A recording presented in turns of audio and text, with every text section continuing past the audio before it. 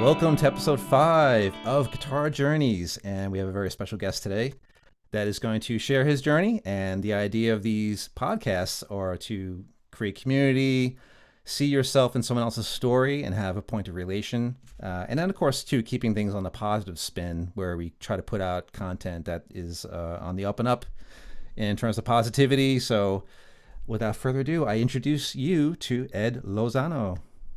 Great to be here, Rob. Thank you for. Yeah, I love what you're doing here. Like we spoke about this before, because I just think it's cool to identify with players who have been on the scene. Like you and I, for example. And that we didn't fall out of bed here. It took us a while to get here. This is a really cool thing. I thank you for thinking of me, and great to reconnect with you after it's been a minute. Yes, it's been a minute. Yeah, yeah. So a lot of good going on right here. And yes, I appreciate you being here and being on and sharing what you have to share with all of music. And having you here is a very special occasion. So yeah, and yes, it's been a minute. It's been crazy. We've been through a lot of different changes with professional things, our playing styles, perhaps. And Yeah. that's what this is about too. This is about sort of sharing, where things kind of started out and then everything in between, and right at the current day, any kind of things that you want to share in terms of where people can find you will be all in the description below. I always include those so that you can see much more of what Ed has happening. And again, I guess we can probably jump right into the first question, right from the get-go, right at the very onset of the journey. So question number one is, how did you become interested in guitar? Mhm. You made me reflect on that. Before we get into it, we're going into sundown here, and I live in the mountains, so the birds might start tapping on the window. Oh, cool. Okay. But I think it is really cool. Yeah. You know, but how did I get interested in guitar? Okay, I got a three-part answer for you because I didn't realize it until I actually reflected back to it. I was probably about 5 years old. Grew up in Queens, and my mother took me to Macy's Herald Square. And Eric, yeah, we'll get into Eric. All right, right now it's Glenn Campbell. Okay. Glenn Campbell came out with his album By the Time I Get to Phoenix, Mhm. and the cover of it has him like sitting. It looks like a train stop or a bus stop. It almost looks a little bit silhouetted. You can see some color on it, and there's a guitar case. What is the guitar case? And we went to the record signing. She bought me the record, and we get up to Glenn Campbell. And then thinking back as memory serves, I didn't know this then, but now I'm a guitar geek. And you asked me the question, and I'm thinking it was a Gibson Hummingbird. Oh, cool. That's what I'm thinking it was. And I saw the guitar, I saw the guitar case, and I'm wondering if the guitar case that's on the album is the same guitar. But my imagination is just kind of fluttering about. And he looks at me and he asks me my name, so I hide behind my mom. You know, and she's like, oh no, his name's Eddie. So he wrote to Eddie, best wishes, Glenn Campbell. Oh, that's cool. We took the record home and put it on. Now, the funny thing about this is that By the Time I Get to Phoenix was not written by Glenn Campbell. It was written by Jimmy Webb. Hmm. So now we fast forward into the future of probably around the mid to late 90s. And I'm a music editor for music sales. I'm working on transcription books, piano. I study commercial arranging. Um, and professional writing. And we'll get into that because I studied that because I didn't think that I was good enough at guitar. So I chose something that would hide the fact that I'm not good on guitar.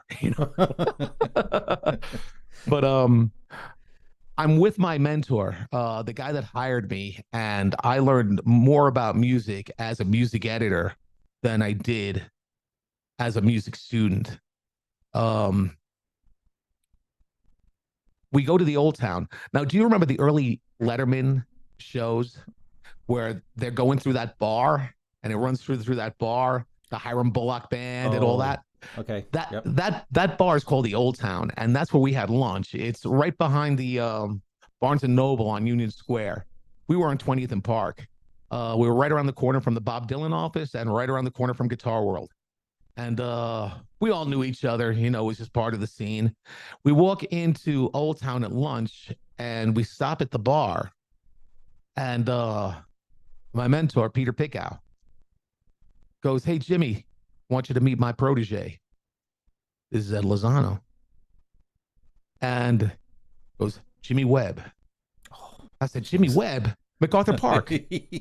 MacArthur Park by the time I get to Phoenix." Uh, Wow. So, you know, that was number one. That was a 5-year-old me, 5 or 6 years old. I asked my mother, I was like, "How old was I?"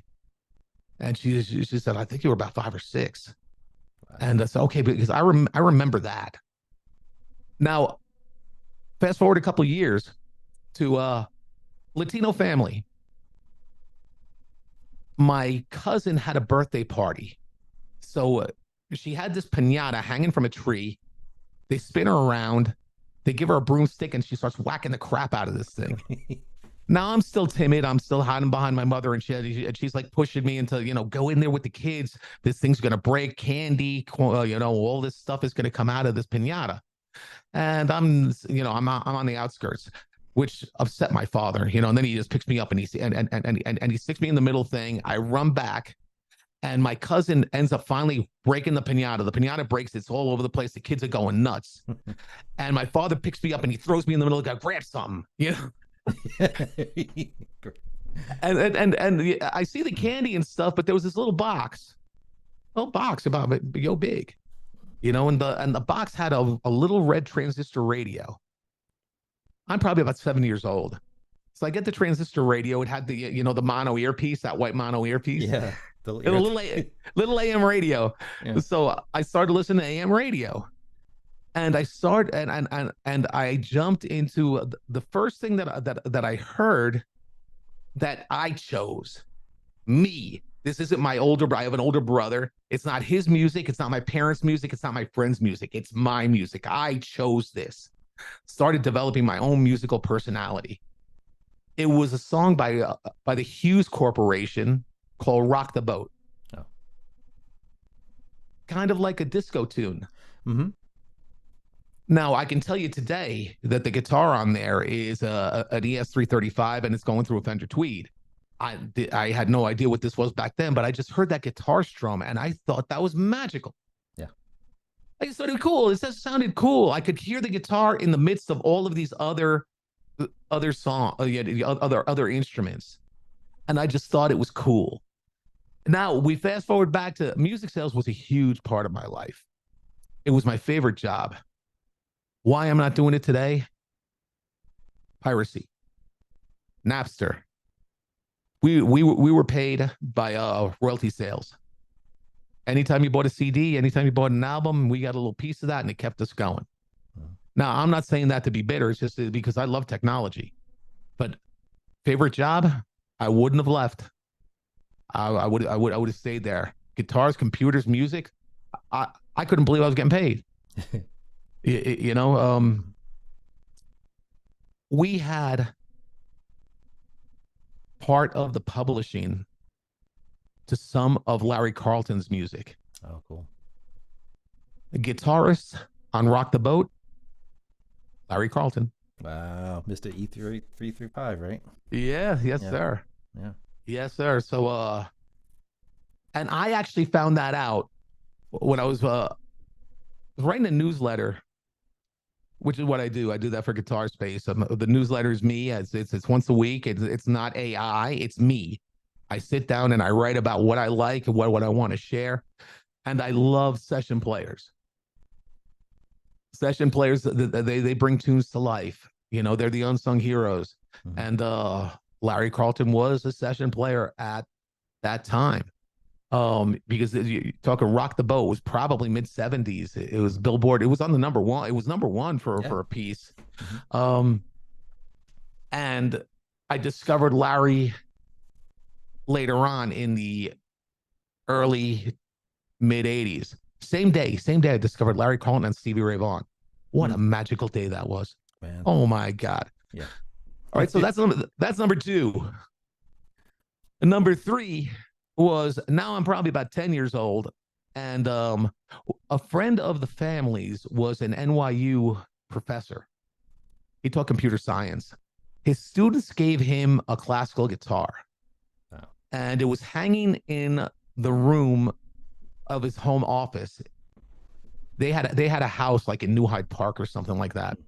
And we're again a bunch of kids, you know, and what the adults drink and tell stories, the kids make trouble, you know. So I'm with these kids, and we walk into the office, a guitar. Oh no. I'm gonna pick this up. So I pick up the guitar, and I'm just strumming the open strings, and this is kind of embarrassing, but the kids are now around me, and they think I know how to play, and I'm just strumming the open strings. Hmm. And the Little Rascals. Remember the TV show, The Little Yeah. Rascals? Yeah. I'd see the Little Rascals, and there was like a poem in there in one of the episodes where they said, "If he hollers, let him go. Eeny, meeny, miny, mo." That was like the only line that I remembered. So I'm saying that as I'm strumming the Nice. guitar, and the guitar had a broken string. And you know, it's a nylon string that wasn't played, you know, so you know, like that wound G pops or Oh, and in this gee case, whiz. I think it was the A string. Hmm. I'm not really sure, but I'm sitting there, and then that was it. Mom, I want a guitar. Mom, I want a guitar. Oh man. Mom, I want a guitar. Mom, I want a guitar. And then my dad would slap me in the back of the head. Get a job. Get a job. Get a job. Yeah. But Mhm. yeah, when I think about that question, I think about those three events. But certainly my fascination began with the Glenn Campbell record signing, and during those years, you know, he had that Glenn Campbell variety show Yeah. where he would just pick and grin, you know, and you know, it was just amazing. He was this movie star looking guy and could play the bejesus out of a six string, and he's just like smiling the whole way through, Yeah. like No it's problem. nothing. Right. Yeah, Yeah. it's absolutely nothing. You know, I'm gonna do my taxes actually while I play through this next tune, and you know, you know, and then I became very guitar centric. I became very guitar focused. Yeah. You know, so any kind of like guitar music, and as I said with the rock the boat thing, I started developing my own musical personality that was separate from my friends and separate from my family. So that's the answer to question number one. It's pretty good. It's a very interesting journey because I didn't get guitar till later. I was, you know, doing drums and then saxophone, and I discovered Kiss, and I'm like, I can't. I covered this in my own episode, but you know, like you said, you start to formulate the certain bands that you like. You would see certain shows on TV with your parents, like back in the days where you would have like, you know, Solid Gold, and all this stuff probably has no relevance now, but these are the things that are part of the journey, like what you sort of find yourself um, Mm-hmm. checking out because of your parents, you know, Yeah, and then that whole thing of like that sort of striving to find like, okay, that's their music, you know, which is fine, you know, but now I yeah, have my stuff, I want to seek it out. And I remember those little radios really clear, that little piece that you mentioned, the yeah, earpiece. It started out white, and then it over time became like, you know, like bone white. So it's like, yeah. is that one little piece? It's like crazy. I always would lose it, so then I'd be out of luck. So My problem was getting batteries. yes, yeah, right. You know, so I needed to do what my father said: get a Yep. job, so I could buy batteries. Hmm.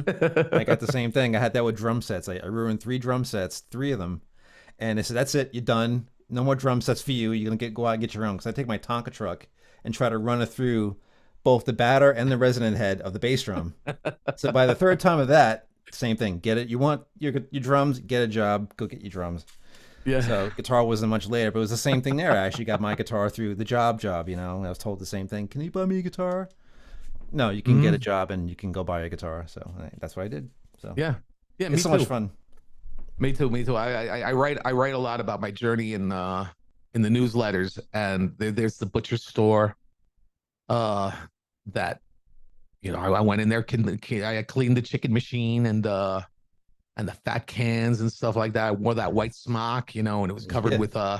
with a smudge of dead animal parts. Yeah. Various fluids, right? Yeah. Yeah, and the stray dogs of the neighborhood would follow me home. Mhm. Oh, he's friendly. No, he's not. He's He's hungry. hungry. Oh my gosh, this is too funny. But that's amazing. That's an amazing first answer to the first question.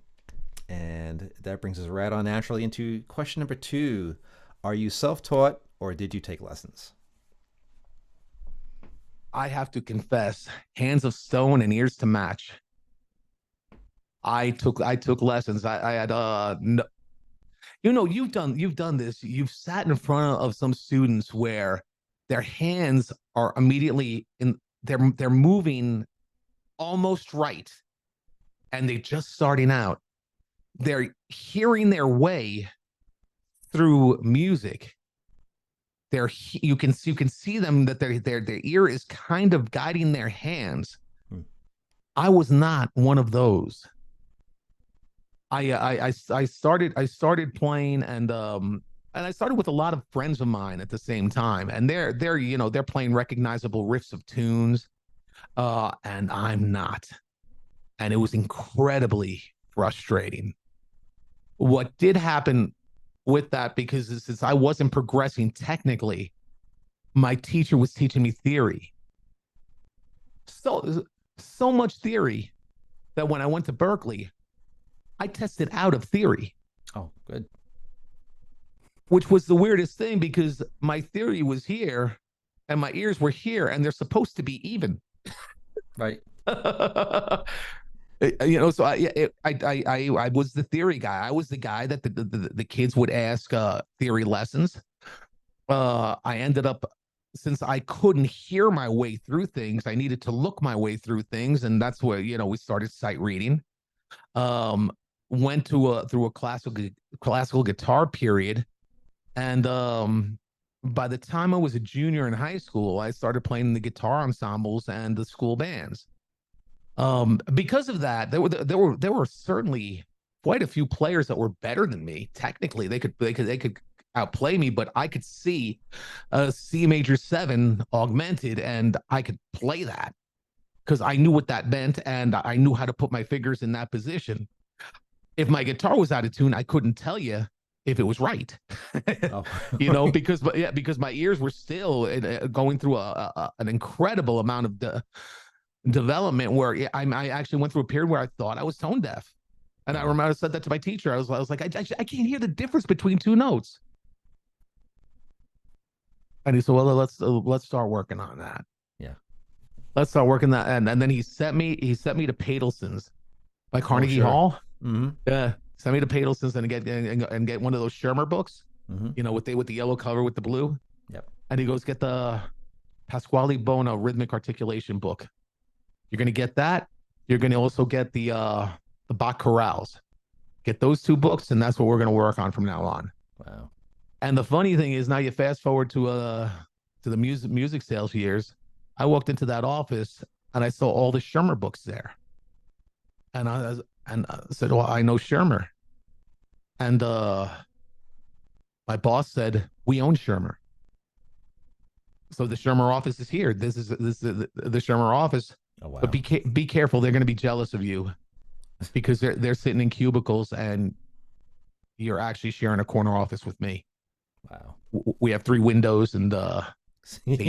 they don't. They have 4 walls in the truth, right? Yeah. Yeah. Yeah. So I was very much schooled in that, which is why when I went to Berkeley, I went to Berkeley for MP&E, music production engineering. Yeah. I was like, oh, I want to be the guy that pushes the buttons, and after 2 years, I didn't get accepted into the program. And Andy Edelstein was the head of the department, and he'd seen me 2 years. I interviewed directly with him, and he just said, "Ed, you're a sophomore. Wow. Time to think of another major. We can only take 8 guys Wow. because it's tape. Hmm. It's late 80s. It's Sure. tape. It's all analog. Yeah.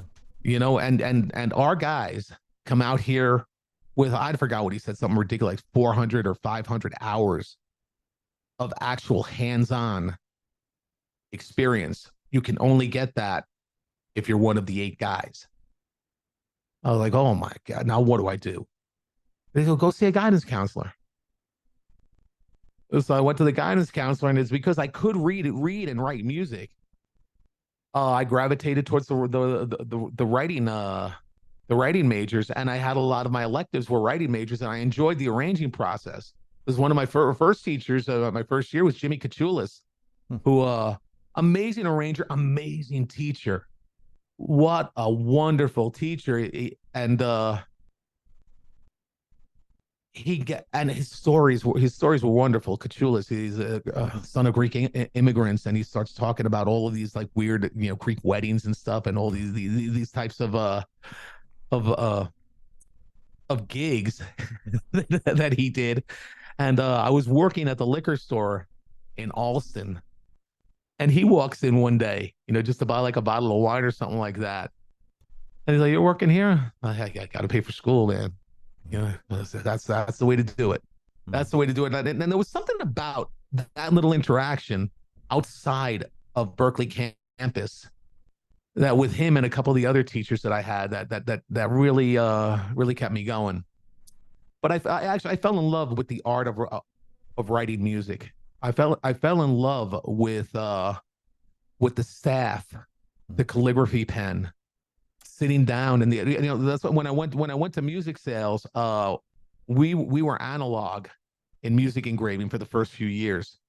Then because the mother office of music sales was in London, Sibelius was UK based. We ended up adopting Sibelius, which was great because I didn't really like Finale. Finale I found a little bit complicated, and Schirmer used Score. Score was a beast, beautiful. It's gorgeous, but it was a beast because it's none of this WYSIWYG drag and drop type of thing, man. It was a key command for everything. You want a dot on that 8th note? You got to have the key command memorized. So I would sit there with it was like an architect's table. You've got this slanted desk, these acrylic erasers with a motor. So it's like, bzzz. Oh, yeah. Tape. We would put tape, draw the staff on it, make the corrections on it, and I thought it was wonderful. I love the process. I love that, and then to see the final, that's my arrangement. That's my arrangement. And the first one that I did that I was very proud of was Lucky Man, because it was a piano, voice, guitar arrangement. It was a sheet music, right. PVG music. And these things, you pick it up and the guitar chords suck. Yeah, right, they do. Right? This doesn't sound right. Yeah. Yeah. Because it's a D chord, but it's not that D chord, Yeah. Yeah. It's like the reason being for that is because most of these guys were Tim Pan Alley guys. They were guys from the Shrill Building. These were piano guys. These were guys that they'd been at it for decades. And what one of them told me was, like, he goes, I do the arrangement, and then I do the chord symbols. Then I grab this book that has like the chord diagrams, and I use those. So if it says G, I'm going to grab this G. And that's why you get some of these that were like impossible to play. Yeah. Yeah. You have to be like a yoga master to play them. It's just like ridiculous. So I said, is it okay if I change this up? And they said, absolutely. Absolutely.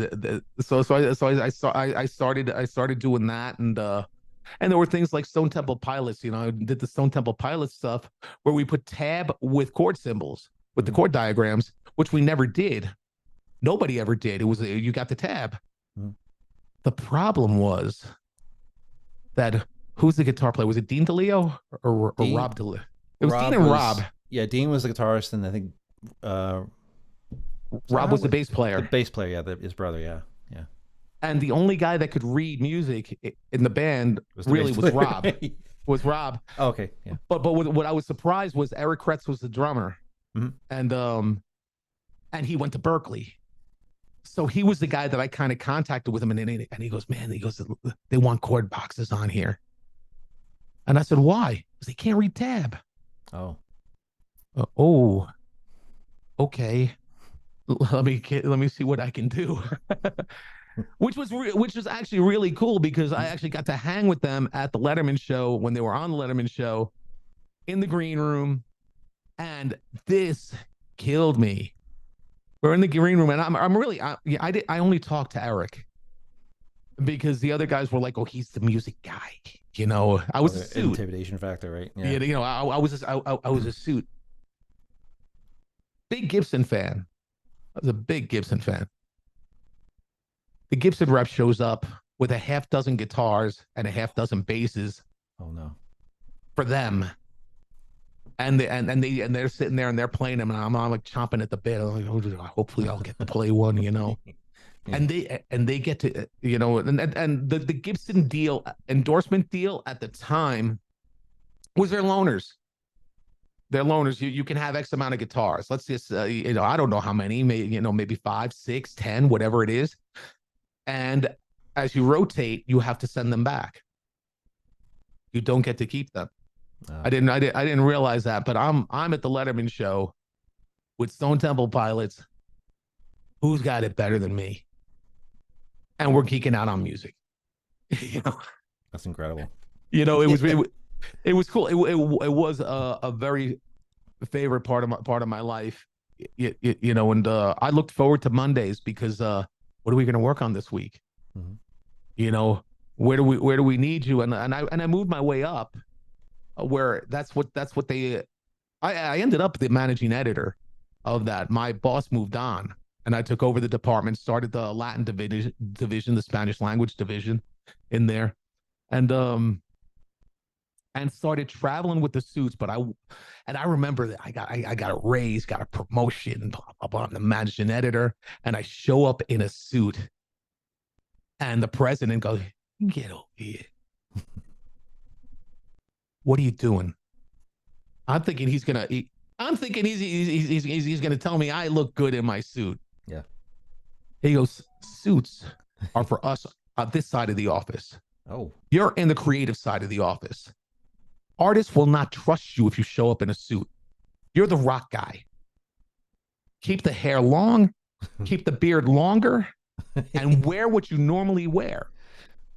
You look cool.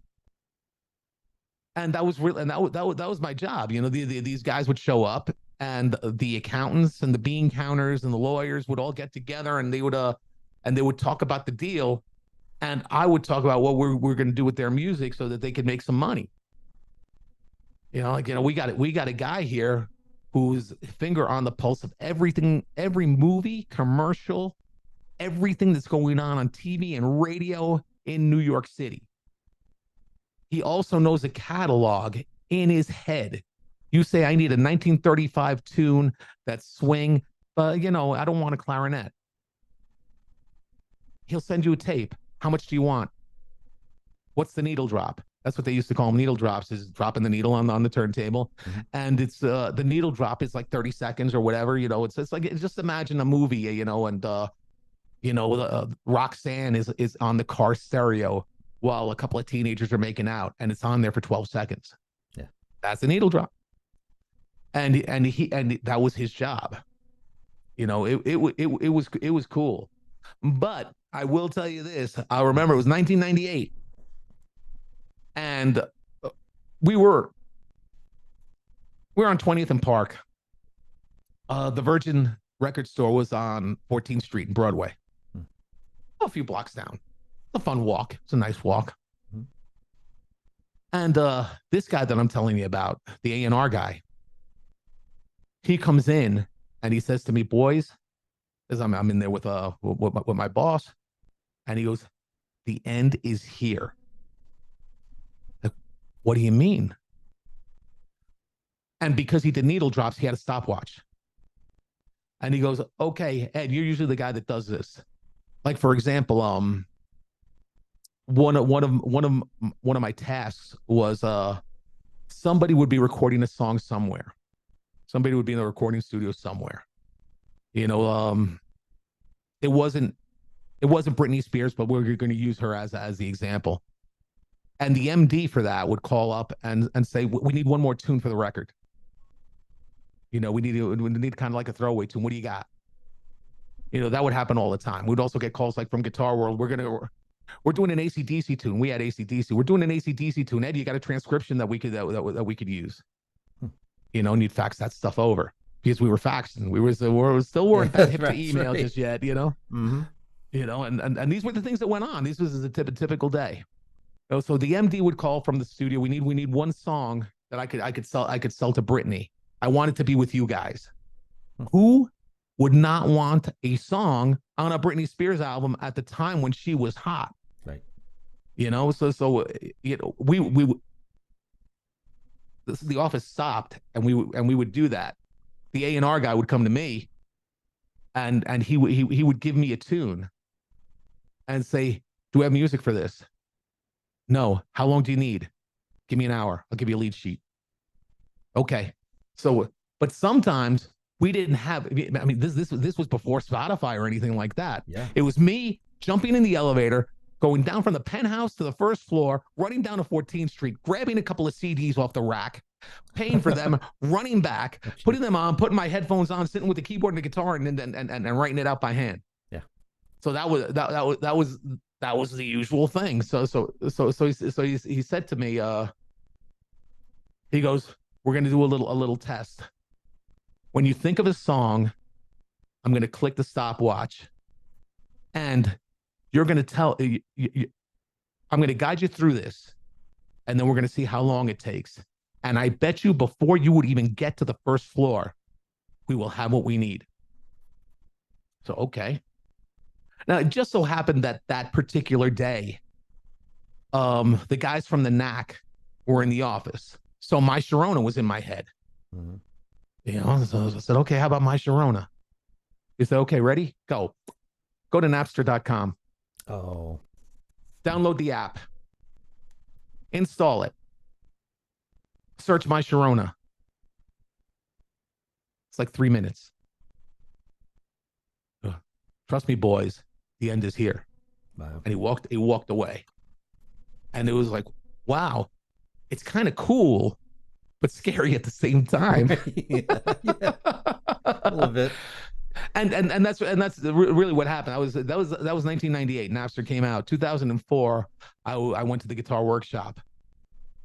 I was recruited by those guys as a guitar curriculum manager. Yeah. You remember the Guitar Workshop? That's the National Guitar Summer. Yeah. Is it the Summer Workshop? Yeah. Yeah. Yeah, that was cool. I was part of the online when they decided to go online, and we created 2,500 lessons.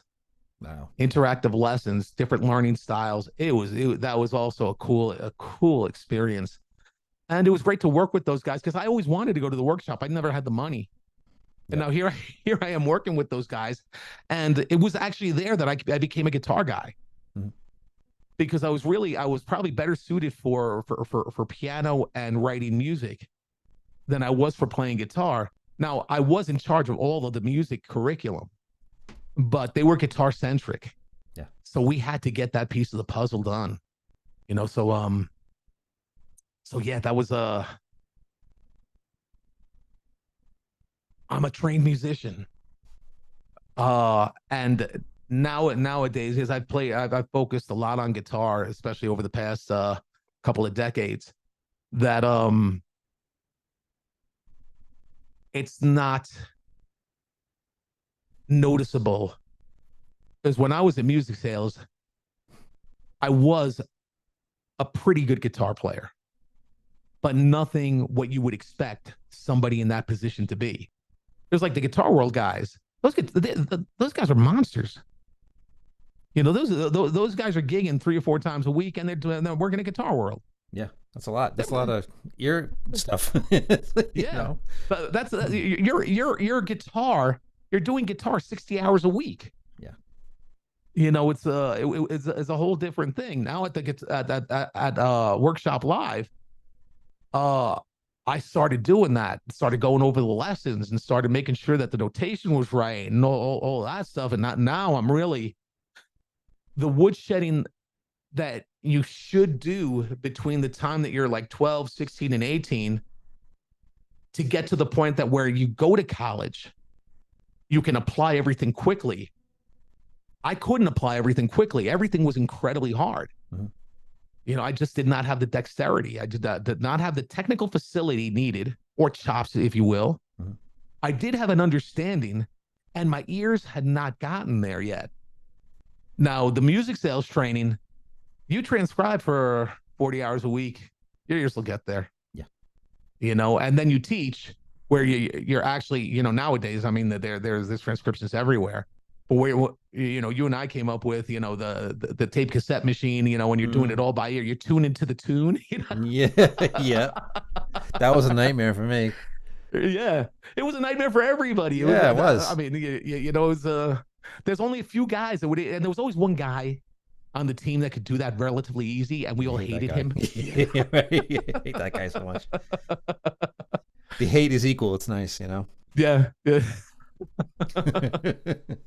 And those tape machines would always drop it down the octave, so you had to transpose it, you know, back up and try to make sense of it that way, and then go back to regular speed. Because whenever it was slowed down, you didn't have like you have now. You can change your playback speed. It doesn't change the octave whatsoever. It just changes your tempo.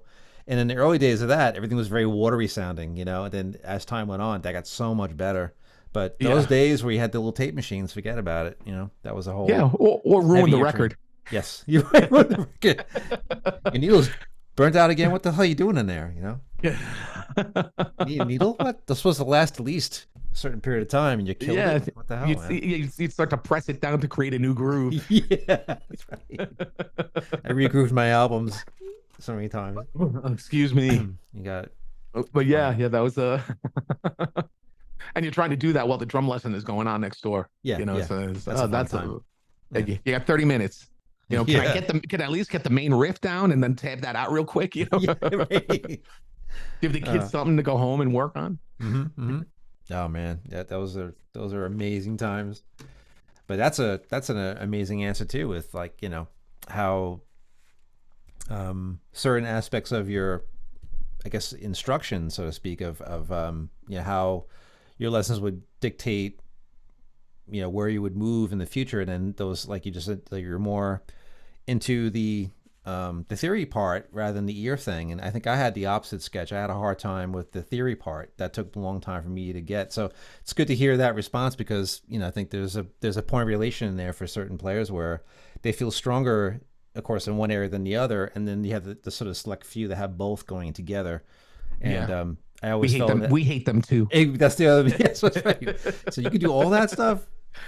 So yeah, it's just funny to hear, like, you know, your own experience with that, you know, with like, you know, the things you did learn eventually that really served a purpose, you know. And just I was a music professional with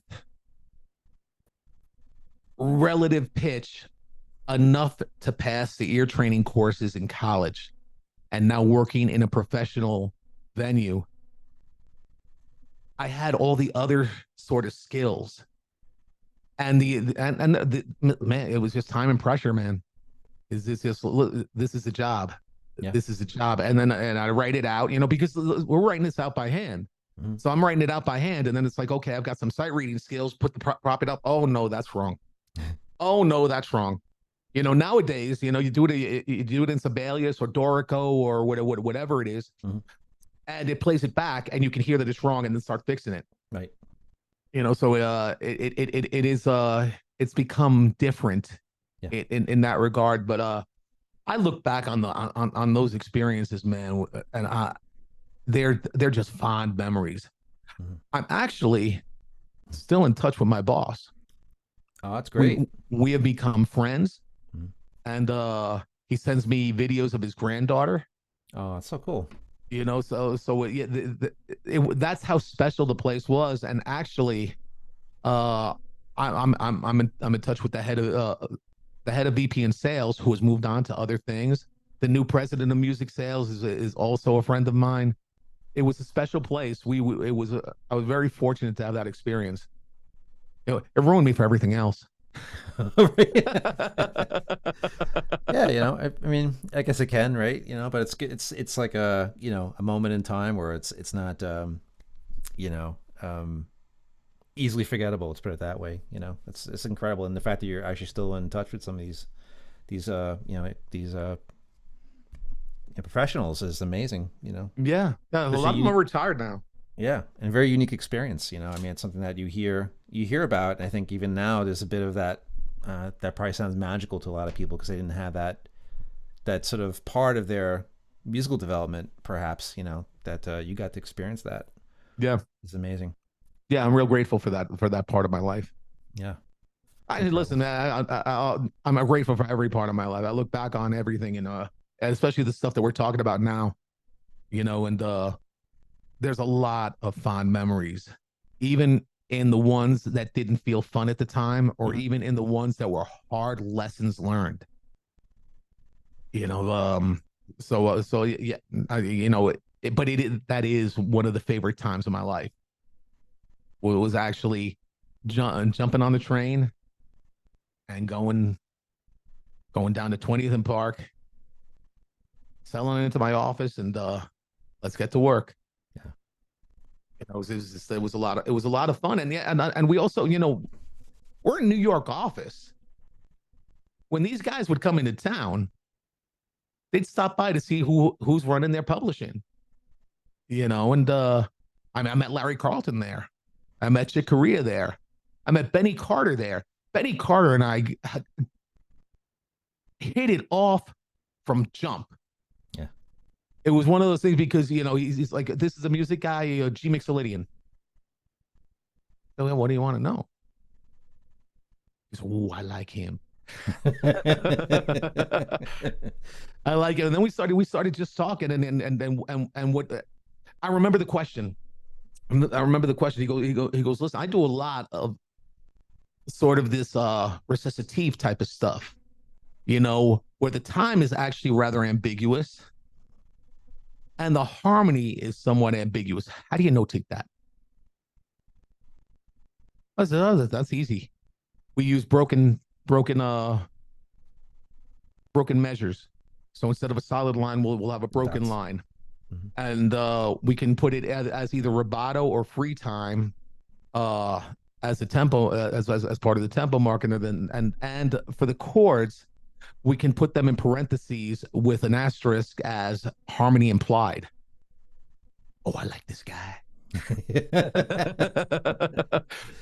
Unfortunately, I think he ended up going with another publisher. Ah, yeah, But I enjoyed our interaction. This is, I we hung out in the office for a couple hours, went to lunch for another couple hours. Unfortunately, we didn't get the gig. As I was looking forward to working on that, just for the interaction that we had. yeah. But it was a magical time, and these are the types of things that happen. I'll tell you real quick. A quick one was I'm working late. It's like December, and I'm chomping something out at the keyboard. Oh, it's going to be embarrassing when you hear who I'm chomping it out in front of. Uh, it's probably about 7 o'clock. It's late. I didn't mind working late. Just one of those things, And we were loose. Our office all opened at 10:30. Yeah. And there were times that I would come in at noon. If I had a late night, I could come in at noon. Yeah. If I Crack of didn't have doom. any meetings or anything like that, yeah, we were real cool like that. It was real loose like that. And I'm not sure if it was snowing, but it was cold out. And I'm noticing that the brass is hanging around. Usually not there unless something's going on. Now my back is to the door of my office, and I'm playing like a Sousa march when it's really should be like a swing piano thing, but that's what I'm doing. Right. And I hear the voices, oh, it sounds like an office tour. And then I hear guitars, keyboards, and I turn around, and I recognize him right away. He's got a cup of coffee, right? You remember those New York coffee cups, those Yes. blue and white ones from the Greek Yeah. diners? Hmm. He's got one. He got Yeah. one of those. Oh He's got one wow. of those in his hand. It's 7 o'clock at night. And he's drinking a cup of coffee. I Wow. go, okay. Oh, he's got a gig. Hmm. He's wearing a pea coat. Got the lettuce hair. Yeah. The shaggy hair. And he goes, "This is cool. So this is where the magic happens." And they get ready to introduce me, and I, of course, I become schoolgirly. Oh, I know you. Hmm. And he says, "Yeah, I know me too. Who are you?" And the president of the company was like, "Oh, it's Ed Lozano. He's our senior music editor here, and he would probably be, he'd be the guy working on your music." And he's like, "Oh, okay." And he goes, "Is the keyboard on?" Yeah. He walks over to the keyboard, coffee cup in the right hand, left hand, wham. And it's like, holy Christ. So I grab a guitar. There's a little nylon string guitar. This like 1940s Gibson. Okay. Oh You wow. know, and I picked that up and I'm like, A minor? Yeah. And he says, okay. So I just play an A minor chord. And he plays something dazzling on there. I put the guitar down and I go, I just played with Chick Corea. Oh my gosh. I just played with Chick Corea. He goes, yeah, you didn't do your best though. He was great. Yeah. He was absolutely fantastic. He was playing at town hall, and he goes, "Are you coming down tonight?" I wouldn't say no to Chick Corea. Yeah. Let me think about it for a second. Yeah. So he looks at the president of the company. He goes, "Bring him along." These were the types of things that happened. It was when Larry Carlton was in town. He was playing with Foreplay, Hmm. and that was the type of place that it was. So it was very cool. That's so cool. Wow. Amazing. Yeah, that's a trippy story, Unbelievable. Yeah. And this leads us right into, speaking of, Chick Corea and Larry Carlton. Question number 3 is, what is your favorite guitar style and or genre? Another That's not a short answer. None of these Yeah, are no, short it's okay. answers. That's all right. You know, um, here is I love guitar music. So I have to break it down into different categories. I'll watch anybody who can play guitar well. It doesn't matter. It says, like, for example, my oldest son uh does uh does old music, does ancient music. He's a baritone. He's a singer. He's not a guitarist, but he will often sing that stuff. He also sings Carlos Gardel, that tangos Hmm. and stuff like that. Um Also, one of the luthiers that I mentioned before, he creates these 19th century parlor guitars, these Oh, Rene Lecoq guitars. sure. I can I can get behind anything that's well played. Now here's the thing. Here's the benefits of living in Latin America or in Europe, because I experienced this also in Europe, was that people go out to see music and experience music. Now, I am not poo-pooing our American culture, is I'm as American as apple pie, even though I'm living down here. And when I was in New York, it was hard to compete with my 50-inch TV and my surround sound theater system at home and renting movies from Blockbuster. To go out and spend $50 to watch something it's pricey. It's for it, it's hard to do. I did do some of it, but I couldn't afford that lifestyle where I could see music on a regular basis and afford that. Here, there's a lot of government subsidized music. I played a lot of those types of gigs. They're wonderful, and you can see anything and everything that you can think of. And so I will enjoy the classical stuff. I will enjoy a good rock band, a good jazz band, big bands, choral music, all that stuff. I'm just a music fan. But now, if we're going to talk about stuff that I listen to study, I study jazz. I don't play it very well, but I study it, and I apply it to. I'm the blues guy in town. I have a blues trio that does the hotels. Before COVID, we were doing 200 gigs a year. Wow, that's nice. That'll get your playing chops up, man. Hell yeah. Uh, I also did the Hendrix Big Band, which I'm thinking of resurrecting Hmm. probably in 2024, 2025. That was amazing. Is it if you look up the Hiram Bullock Hendrix thing with a big band, or like the Hendrix with Gil Evans arrangements, it's that type of thing. And to have the privilege of fronting a 20 piece is unbelievable. It was absolutely unbelievable. I think I could do it better though. I think I could actually do it right this time. And also I could produce it. Hmm. So it's something that I would do. Or what am I listening to?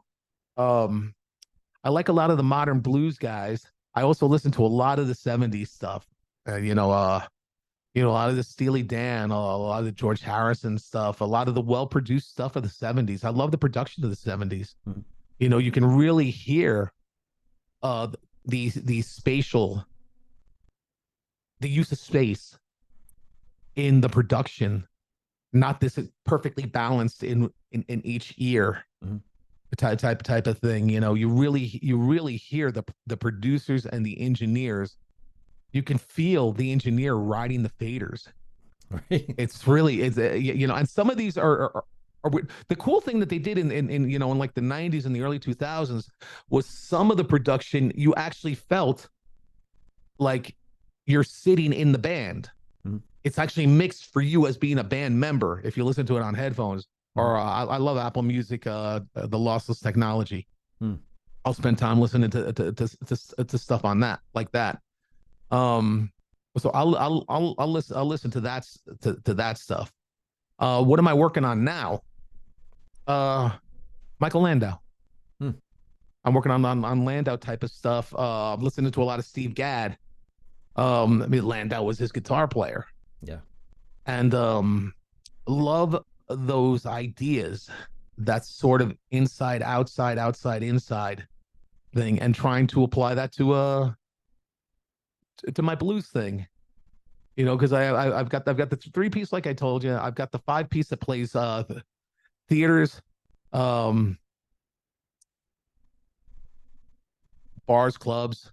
Um, there's some of the bigger stuff. Hell, I even played a bullfighting ring. Whoa. That's interesting gig. Wow. You weren't It's like just out you weren't out in the middle where the bull was, right? no, no, but they were in the background, and Yeah. you could smell them. Yeah.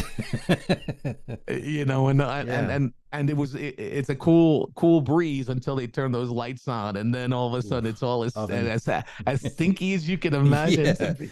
Yeah. A lot of sweating going on. And then Wow. there's a 20 piece, because I became the guitar player for that, for one of the big bands that did pop stuff.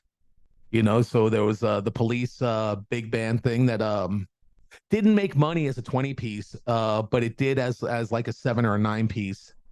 We did that stuff, and there was like a Zeppelin thing, you know.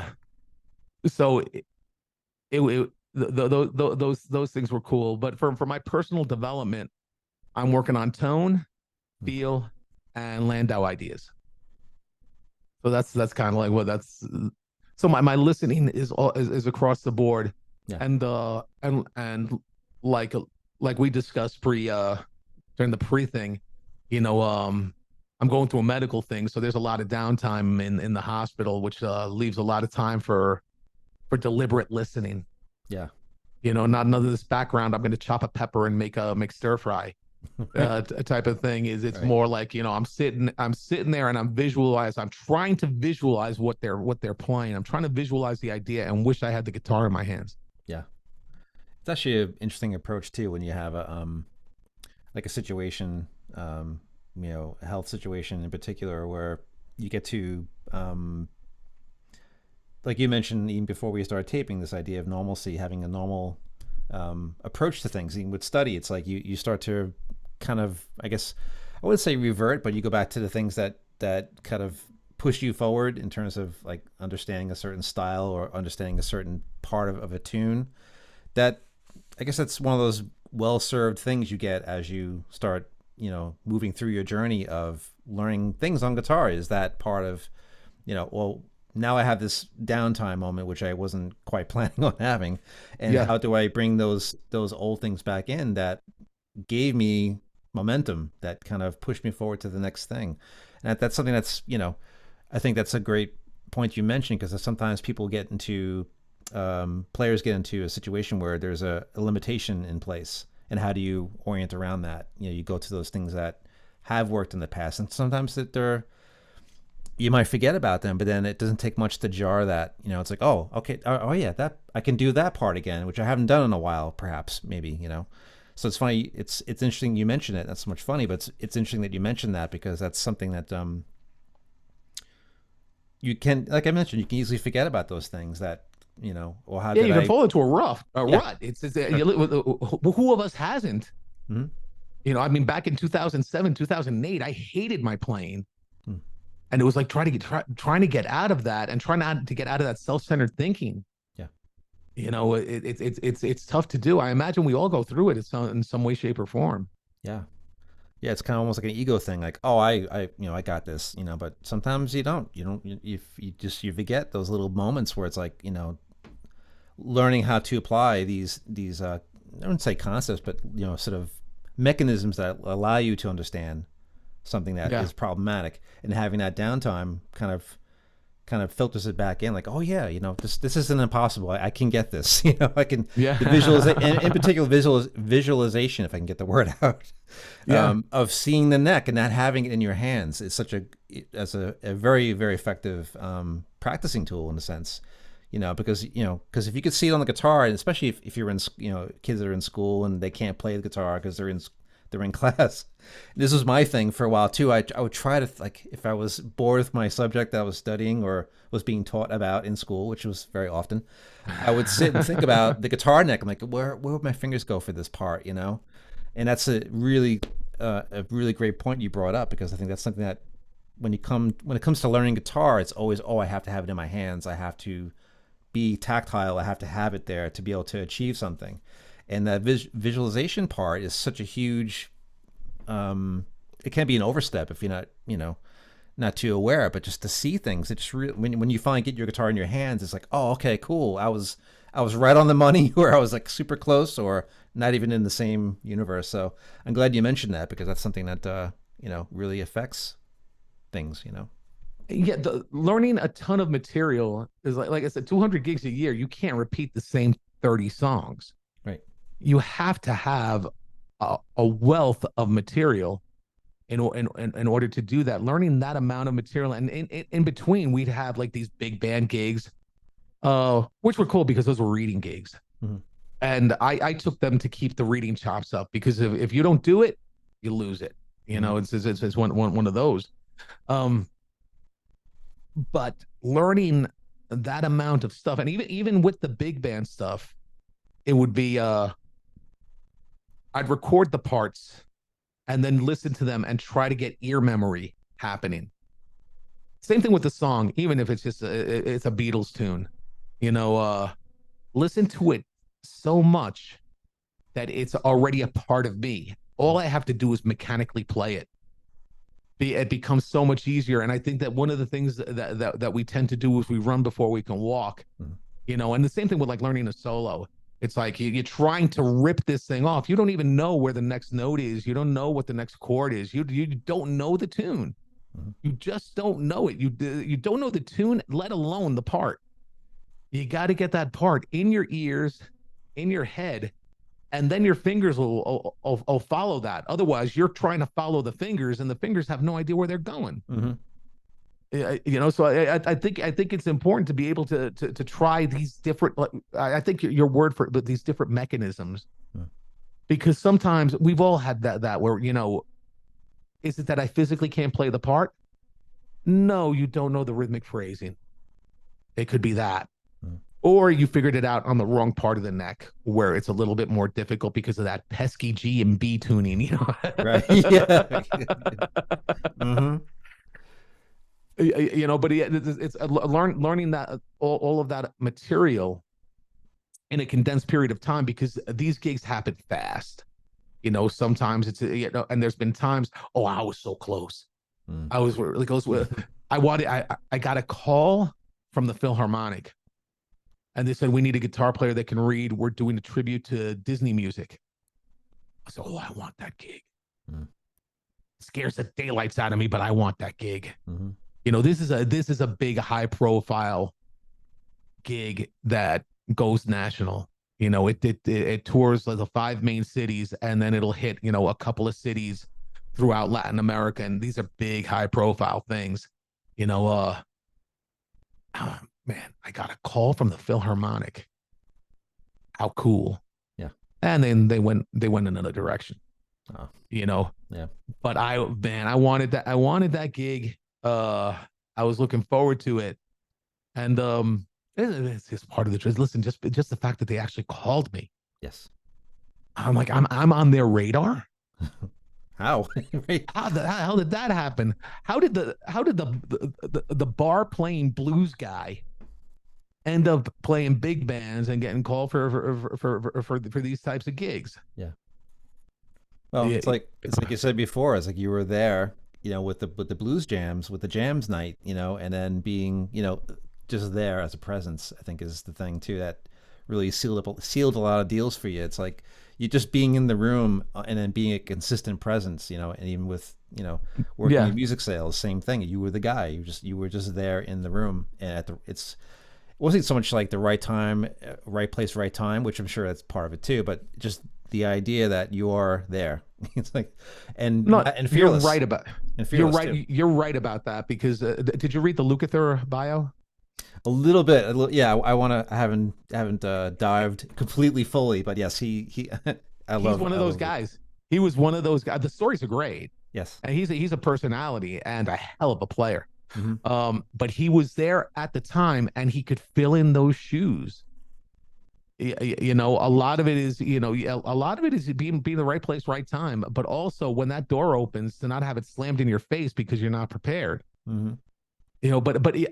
And the other thing is, I was not fearless. I was fearful, but I did it anyways. Mm-hmm. That's a quality that's not sort of omnipresent with a lot of players. It's just it's like, oh, I can't do that. I'm not qualified enough. It's like, and then you completely talk yourself out of it. Yeah. So you didn't have that problem. I will share this with you. This is my biggest clam. My biggest clam, man, was the police gig. Had the arrangement for Shape of My Heart. Oh, sure. Mm-hmm. What a cool guitar part. I struggled with. I tried to read it instead of memorizing it. That's the piece that you actually have to memorize, and my fingering was a little off. But as I made those emergency glissandos that we do to try to hide that, Yeah. the emergency glissando worked, but it affected the phrasing and and when I listened back to the recording, I'm like, oh my God, that's what that sounded like. But I also remember being terrified, because so you could play a solo and you've got the rest of the band there. Mm-hmm. And if something's going wrong, stop, leave some space, start up again. Right. But this was all and you could hear that the winds were waiting to find where the hell is one, we can come in. Yeah. So listen, I'm not proud of those moments, but it's the truth. This is stuff that happens. Yeah. And it was a cool gig. It was a great. Part of it too. Here I'm going to give you the that whole, like, the boxer thing. Oh, my shoulder was hurt. Right. Type of thing.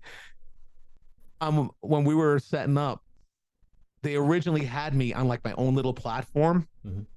but they forgot where are they going to put the xylophone.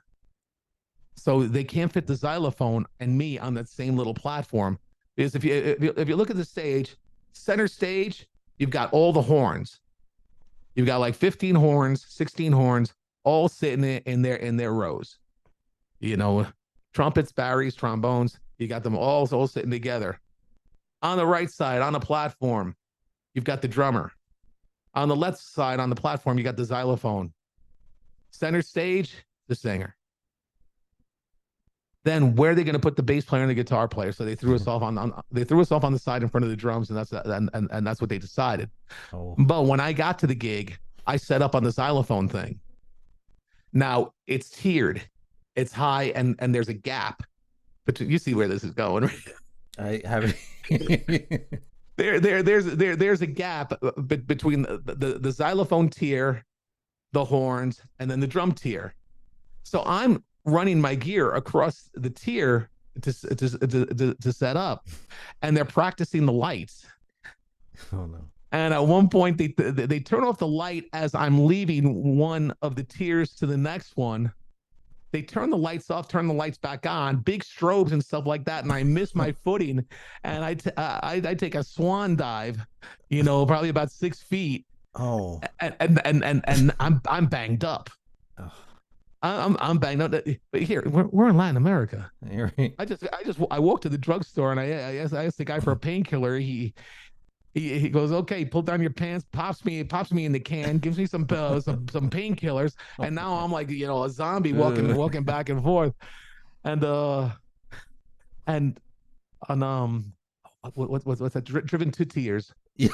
was my voodoo child. Yeah. I had like 3 huge solos on there that I would just go, and the MD would cue us out of that, and it was sophomoric, ridiculous, overplaying.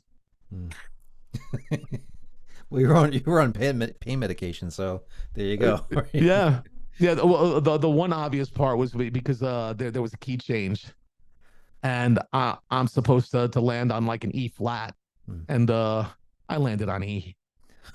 I called it jazz, and Yeah, but yeah. but listen, these are the things that happen. But nonetheless, it's but yeah, that was that was quite a gig.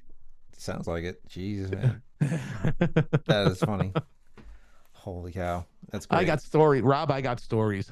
Yeah. Well, we could do another episode for sure. Easily another episode. I don't mind. That's great. Yeah, I don't mind either because I love talking this stuff. Amazing, amazing. Well, I guess we can go into the next question to be a nice lead in to question number 4, and that is, and I have a feeling we've kind of discussed some of these things already. Have you realized your goals on the guitar? Oh, this is an easy one. It's a short answer. No. That seems to be the consensus of this question. No, and I could probably live 10 lifetimes dedicated to guitar, and I probably never will. Yeah. That's part of the fun of it, though, isn't it? Yes. It's like you start getting kind of close to it, and but here's the thing. No, I have not. There is so much more that I would like to explore, more that I'd like to try, more that I'd like to do. That being said, I'm happy with the way I sound. I like the way I play, which, like I said, back in 2007, I hated the way I sounded. I hated the way I played. And you hit the nail on the head when you said it was ego. In my case, certainly it was, because I wanted to sound like a better guitar player than I was at the time. I'm transitioning now. If we go back through the timeline, I left music sales in 2004, joined the Guitar Workshop in 2004. I mean, I left, and 3 days later, I was at the Guitar Workshop. Yeah. And they were up in the Berkshires in Massachusetts. Beautiful part of the country. Oh, it's beautiful there. And trying to become a guitar guy, when that really wasn't my thing, but now it's like 2007, I'm doing club date work and just barely kind of getting by. I could not handle the hot solos. I could handle the rhythm parts, and I could get a good sound with that. But it was very egocentric playing. Whereas today it's more about the tunes, and it's more about the audience, and trying to get the band to be gracious in the way that they play. None of this, we're not getting paid enough. None of this. They're not paying attention to me. none of that sort of stuff. It's like, it's a privilege to be in the position that we are, where people are paying money, taking time out of their day to forget about the mundane tasks that they have every day. They're looking to get away from that, and they're looking to you to take them away from that. What a privilege. Live up to it. Mm. And I do, yeah, technically, I'm probably be with all the physical ailments. I'm probably slower than I was before, but I'm actually playing musical content. Mm. Not the like we were talking about the blues jams and stuff, where it's just like I'm connecting E pentatonic notes all over the neck, and trying to show off how fast I am. Mm. And I'm an 18-year-old know nothing. Think that I know everything. You know, uh, but getting away from that and trying to lift the other band members, trying to also give the audience an emotional connection. That that part of it, I'm very conscious of. Mm-hmm. And I try to do that, and with gratitude, because I think you can tell the difference. Maybe not technically in the notes, but you can certainly feel it. Mm-hmm. There's something missing from this, whereas that was amazing. And it wasn't amazing because you rattled off sextuplets over an altered dominant chord or anything like that. It was the fact that you hit the notes and you meant it. Mm-hmm. You told a story that took them somewhere. Yeah. I think those things, and unfortunately, it's taken a lifetime to learn that. But fortunately, I think I'm on the right path. Right. You know? Yeah. It's that's an amazing point too. It's that you've arrived, in that respect, where it's that is a goal. It's like it's like that part where you've landed on that bit where it's like, okay, I want to have that connection with the audience. I want them to feel the emotion that I'm putting out there. And it's a context thing. It's definitely contextual where, if you can achieve that and people are walking away humming that part of your performance, that's an amazing goal in and of itself. And it doesn't really happen very often, I don't think, for players where you're in a working environment and, okay, I'm getting a paycheck, I'm doing this and doing that. And to still put art out there while doing that is definitely something that, is an aspiration. I think that's something, if you land on it and you feel like you have, that's definitely, an amazing position to find yourself Yeah, in. it's hard to do it. It took a lot of learning, a lot of pride and ego smashing, Hmm. um, and accepting who you are, knowing what you're capable of, and also knowing that there's always going to be somebody faster, somebody louder, something. We can hit all of the Olympic tick all those boxes, but nobody can sound just like you, and that's something that a beginner has. That's the thing that I've noticed. No matter what, no matter how well they play or how well they don't play, each beginner has something unique to the way they play. And us as teachers, if we can tap into that and start sort of pruning that, never losing sight of that, helping them create their own signature sound, Hmm. and helping them create their own signature voice. I think that's important for how to approach, especially in this day and age, man, where information is so ubiquitous. Hmm. It's so easy to find the what, Mm-hmm. scales, chords, arpeggios, uh, techniques. But how? Mm-hmm. Where's the how do I phrase? How do I put this together? How do I tell a story with what I'm doing? How do I take somebody on that journey with me? Because listen, if they paid for that ticket, they signed up. Man, it's like me going to the movies. I'm going to believe that the Avengers are the Avengers. They're real, and I'm going to follow you there. I believe that Spider-Man is Spider-Man. I believe that, and I'm already signed up. Right. You don't have to convince me of that. Now just take me on the journey. And if we can do that, magic happens, man. I keep going back to that. Mm-hmm. We've experienced it. And I think that and I try to hit that once per the hotel gigs, the restaurant gigs. It's more for try to get that in the band, Mm. trying to egg the other guy onto another level. This is not a paycheck. No, these people aren't here for a paycheck. Yeah, we're room deodorizer.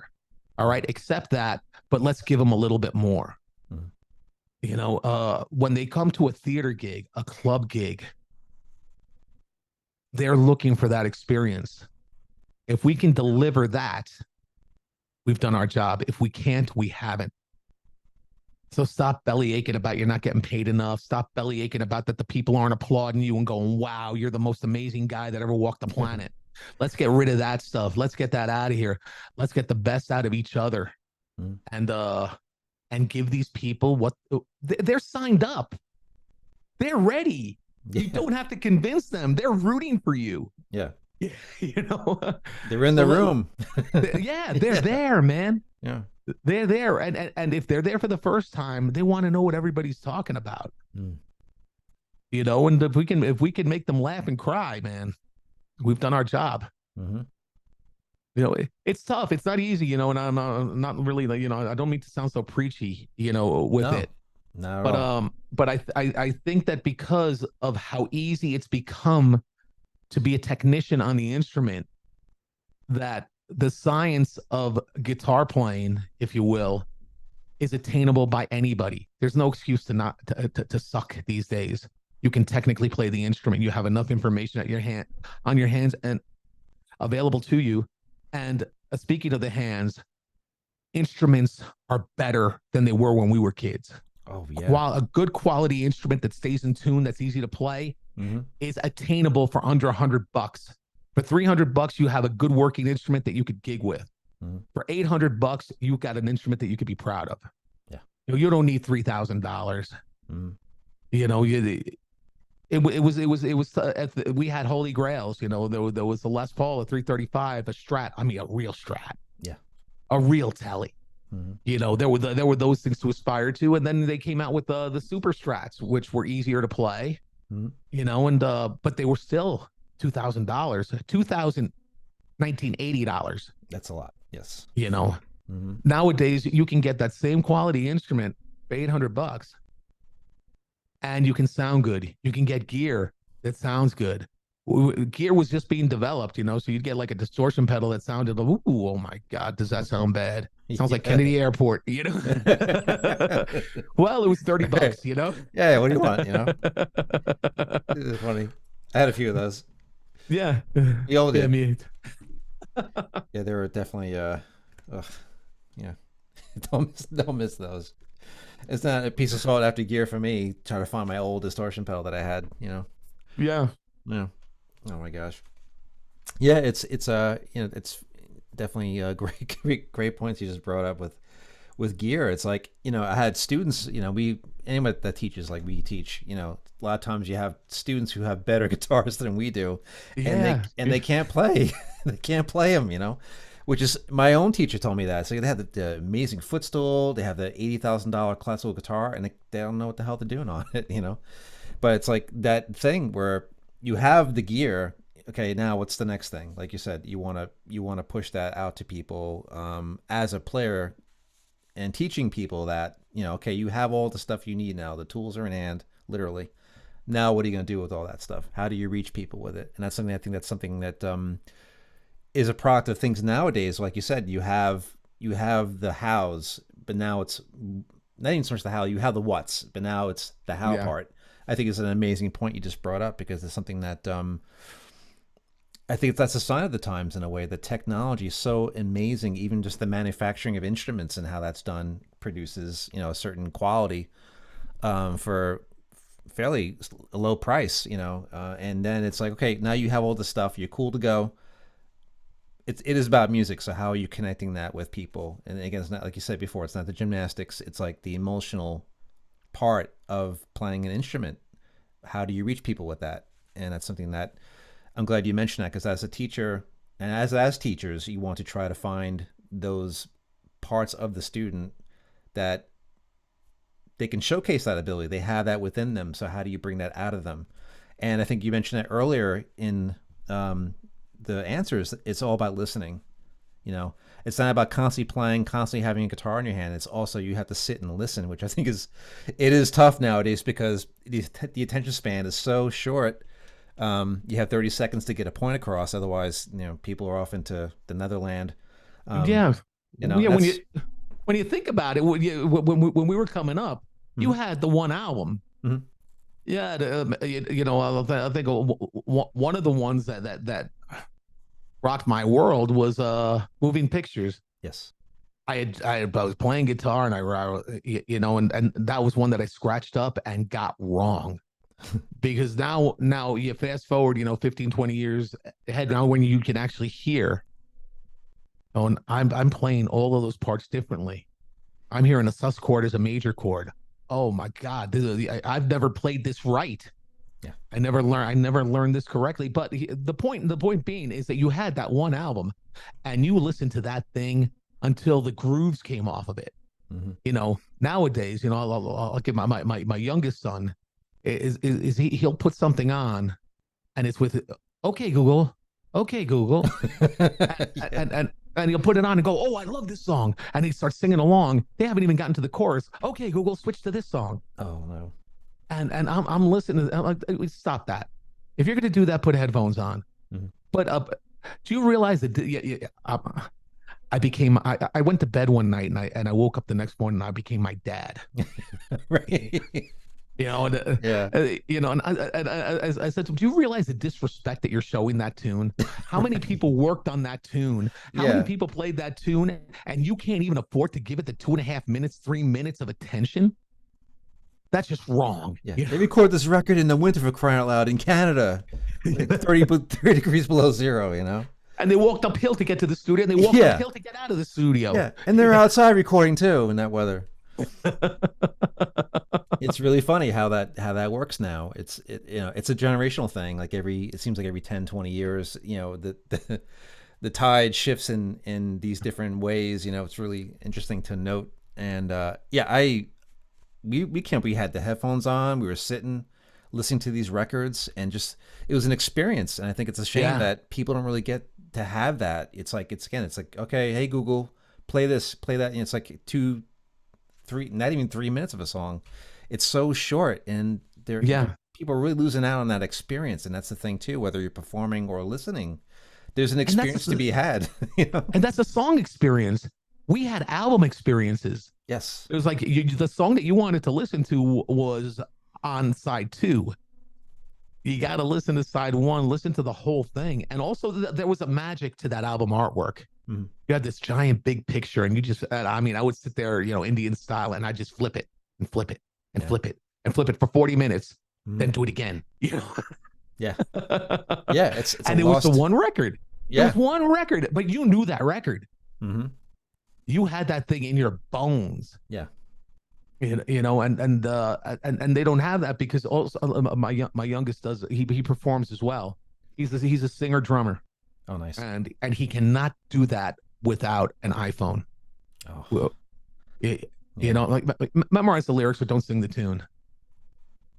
You know, and one of the expats who has a band locally here.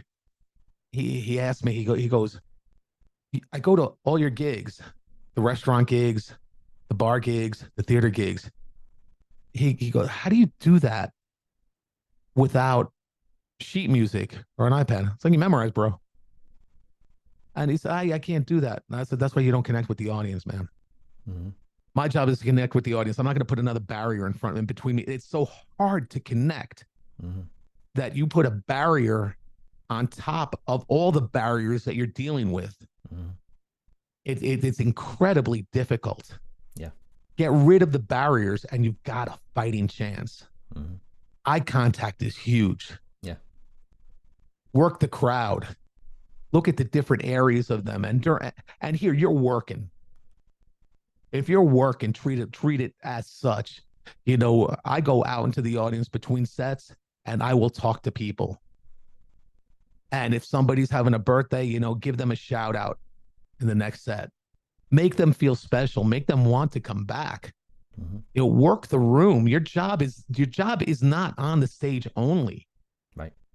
You know, your job is there. And thank everybody. I remember well, we did the Hendrix big band thing. I got to go into this because my son was my oldest son. He was like 16, and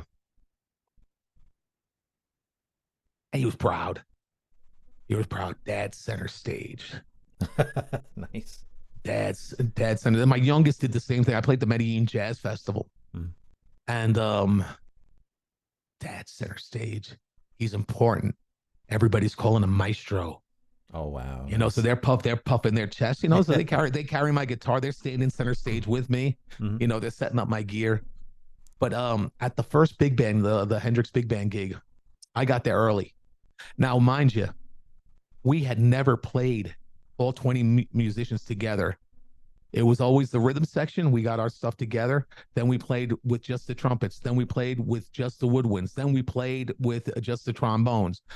We never played all of us together. Wow. So this is going to be the first time. And Rob, I got to be honest with you. When I got here, I kind of thought my music stuff was over. You know, I'll do some gigs and this and that. I never thought that I'd be on a billboard fronting a big band. Never thought of it, man. Yeah. You know, and listen, I hope it comes across in the spirit and with which I'm trying to give it. I say this with all the humility in the world. You know, it's a privilege. You know, this isn't dig me, look at how cool I am, you know, blah blah blah. It's this happened, you know, God was smiling down on me and put me in this position because what happened, what I got to tell you the whole story. It was originally this whole started with I got a call. This was probably around 2015, 2014. I was kind of new on the scene. Nobody really knew me. And they did Guitar All Stars, a tribute to Hendrix. Originally, 5 of the best players in town. You know how that is. That's a little subjective, you know. Sure. And I was traveling back and forth. It was one of the first gigs, and I'm like going, you know, okay, you know, this is a School of Rock thing. You know, Right. you know, I'm thinking of it like that. Yeah. So like, all right, so each guy picked 3 tunes. I was like, okay, and then I got the list of 15 tunes, so I learned all 15 tunes. Learn my 3 tunes. You're gonna play and sing these, and you're gonna be Hendrix for these 3 tunes, and we're just gonna go ring around the rosy, you know, and that's what it was, you know, and ungracious me because I still had that. Came home and my wife said, she goes, you know, you're playing with the hot guys.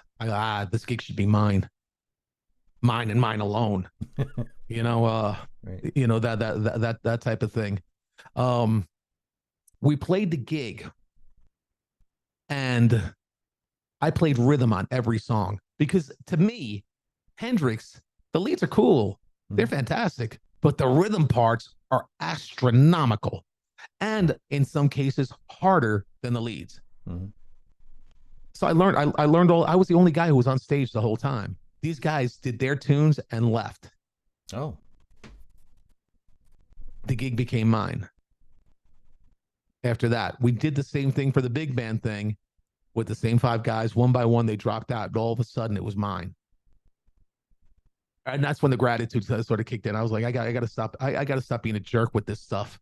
You know, look at how fortunate I am. But now I got to get to work. I got to sit and I got to woodshed all of this stuff and use the music as a guide, not read the music, but just, oh, okay, in 4 bars it switches to the next section. That type of thing, and just sort of going through the iPad and just to keep me on point. Yeah. And now I've got the gig. I'm scared, but I get to the venue early, and I'm asking everybody their names, and my oldest son is like, "Are you gonna ask everybody their names?" I said, "You know what? No, I'm not. You are. You'll go ask the guy he's the guy that sweeps. Yeah, go ask him what his name is. Yeah. I'm going to give him a shout out during the show. And he goes, why? This would not be possible without his work. Mm-hmm. This would not be possible. You have no idea how grateful I am that I'm doing this. Mm-hmm. And I sat in the different rows. Yeah, sound check was at 2 p.m. Show's at 8 o'clock. I stayed there that whole time. I got there, green, and I told you we hadn't met the whole band. And now I'm asking them all their names because I'm going to give them a shout out one at a time. I'm memorizing the first and the last names of all these guys. Right. Memorize the names of the sound guy, the ticket girls, the stage hands, all the guys, the light guy, all of these guys, and giving them a shout out. I was the first guy in the building, the last guy out. And when I left, I was so grateful to all of them because it was one of the highlights of my life was playing Hendrix Big Band in a theater. It blew me away. And that gig led to the Medellin Jazz Festival, where we redid that at the Jazz Festival, which was unbelievable because I was on the Jumbotron. Oh, when I see the pictures and I see this Jumbotron with me, oh no, going, oh my God, I'm glad I didn't know that. yeah, right. I'm really glad I'm glad I didn't know that. And when I see some of the photos, the lights are unbelievable, but I'm incredibly grateful for all of these experiences. Mm-hmm. And that's why it doesn't need to be the Medellin Jazz Fest in front of thousands of people. It could be the local pub in front of a couple dozen people. Mm-hmm. They deserve our best. And I try to deliver on that. And man, listen, I'm just grateful that we can still do this. Yeah. How cool is that? Do you have the same experience? I feel like I'm 16 years old when I'm on that stage, but I will tell you this: the next day I feel 160. Yeah. Oh, and I'll give you a humble. This was a great story. We were doing the Hendrix tribute. Now I'm feeling my own. We're living downtown, and we were by the insurance company theater. Beautiful venue, dark, velvet seats, really nice venue, government subsidized gig, and place is packed, open with Foxy Lady, and I'm thinking, oh my God, the people hate it because it's just silent. They're just staring at the crowd, and you're looking at this. It's Latin America. There's a lot of older folks here that may not even know who Hendrix is or what the Hendrix music is. We go through the set. They were just being respectful. Yeah. We finish the tune, the crowd erupts. And it was like, oh my God. I walk out, people are taking pictures with me, signing autographs and all this stuff. I was a rock star. This was about midnight. I lived within walking distance of this theater. And basically there's this big park between the tower where my apartment was and the theater. Next morning, it's probably about 6:45 a.m. I'm achy. I'm walking my dogs. Oh, and you got like the blue hairs, in their jogging suits. Yeah, right. I'm doing that. Mm-hmm. I'm in the weeds with my hands full of dog poo. And these three ladies are looking at me and they stop and they were like, were you? Was that you last night? And I said, yeah, that was me. Do you live here? Yeah, I live right there. Wow, that was a great show. Yeah, that's me, and my hands full of dog poo. Look where I am now. Yeah, I'm just a regular guy. See? It's just an average guy. Yeah. But it's good because it keeps you humble, Yeah, especially when you're knee deep in poo, Yeah. How do you explain your way out of that? There is no explanation for that. I'm walking my dogs. Yeah, I'm walking my dogs, man. I love my dogs. I'm walking them, Yeah. But it does. I was a rock star the night before, and 6 hours, 7 hours later, Dog patrol. Yeah. Oh, that's great. Yeah, it's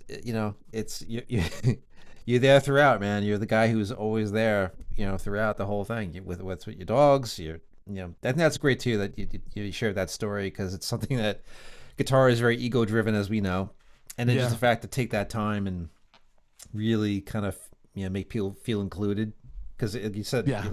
everyone's important. It's like there's no break in the chain. It's everyone is integral to the process of doing the thing for the people, for creating, for performing. There's more to it than that. Whether it's listening to music and saying before, like, hey, these engineers were involved in playing or recording this music. You need to pay respects to them. I think it's a great lesson for what you mentioned with your sons, and imparting that to them, like, you know by example. Like, I'm doing these things because they're important. And that's something that enhances the art, because now it becomes more than just you're playing a guitar. You're putting this experience out there. You're experiencing a certain thing with the music, and you want to share that, and then enveloping everybody into that, where they feel like they're integrally important to what's happening. Is that lack of separation is so vital. I think, even Yeah. I know South America is they view music as life, and this because you're there. Yeah. Music is life. This is my passion. This is what I live for. And there's a certain prevailing feeling with that I don't think it really happens that much here in the States. I do know, it's especially with metal music, is so they're so rabid for it down there still after all this period of Yeah. time. It's something that doesn't go away. They just have it, just so embedded in the culture, whether it's like an outside style or a native style that's built into the country, whatever part of South America. That I would assume a traditional music is that way too, where people are so passionate about that as well, and trying to preserve that element, because it connects to the chain of like what's happening with current music or whatever comes in that people connect to on a emotional It plane. it is beautiful to hear, especially the boleros. Those are the ballads. They have complex harmony. There's jazz changes in these tunes. The songwriting and song structure, an art to itself, but the lyrics, the poetry, the singers that can actually deliver that is unbelievable. My wife is a bolero singer, Oh wow. and that's actually I met her in the at the recording studio. My first gig here in Latin America, in Colombia. It's I'm 40 minutes from downtown Medellin. I'm in a little town. I've got a little like farm apartment house type of thing. But behind this computer monitor is the drums, and this is where we rehearse. Oh, cool. That's so cool. So and it's fun because I got my own like live from Daryl's house, Oh, where nice. the band members come over. I cook, we make a day out of it, and we play some music. And we'll get ready for the next gig. Yeah, And that's cool. we'll do that today. So we'll take a day for that. You can play. If you can play, let's just go through the rough parts. Let's figure out what it is that we're gonna do. We don't. The rest is up to you. This is just a song arrangement type of thing. Let's figure out the keys, the transitions, and blah blah blah blah blah. Right. The rest of it is up to you. So yeah, it's fun. It's fun, and we have our family gatherings. Drums go downstairs. I've got a big deck. We cook, we barbecue, uh, and everybody brings a song.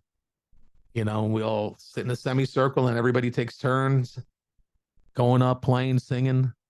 The boys go up and they play and sing. I play some songs with both sons. My youngest likes to do the Beatles tunes with me. My oldest likes to do one of our numbers is Tears in Heaven. We do that. He takes the main vocal, and I'll sing a harmony part, and it's a proud papa moment. Yeah. Holy cow. So it's a lot of fun. I accompany my wife on some of the bolero stuff that I'd probably be embarrassed to play in front of people, because like, the thing is, like, we grew up with blues, jazz, and rock, so those rhythms are part of our bones. Mhm. these Latin rhythms, it sounds like a North American dude trying to play Latin music. There is, yes, it's right, but it's not quite right. Like when somebody is trying to play blues and the shuffle is, yes, it's asymmetrical, but that's not it, you know? Yeah. It's a certain contextual swing it's got to have, you know? Yeah. Yeah. Yeah. Excuse me. Yeah, no problem. That's amazing. Well, I guess at this point we can lead into the final question. This has been an amazing discussion. It's been And a lot of fun, man. yeah.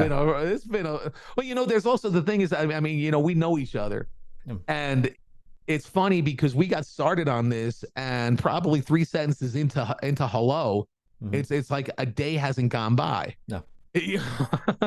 That's the amazing part too, is that yeah, there's no time has been lost, you know. Back to the same thing, cracking jokes, you know, whatever, you know, Yeah, whatever comes into conversation is like completely still intact, you know. It's amazing. yeah.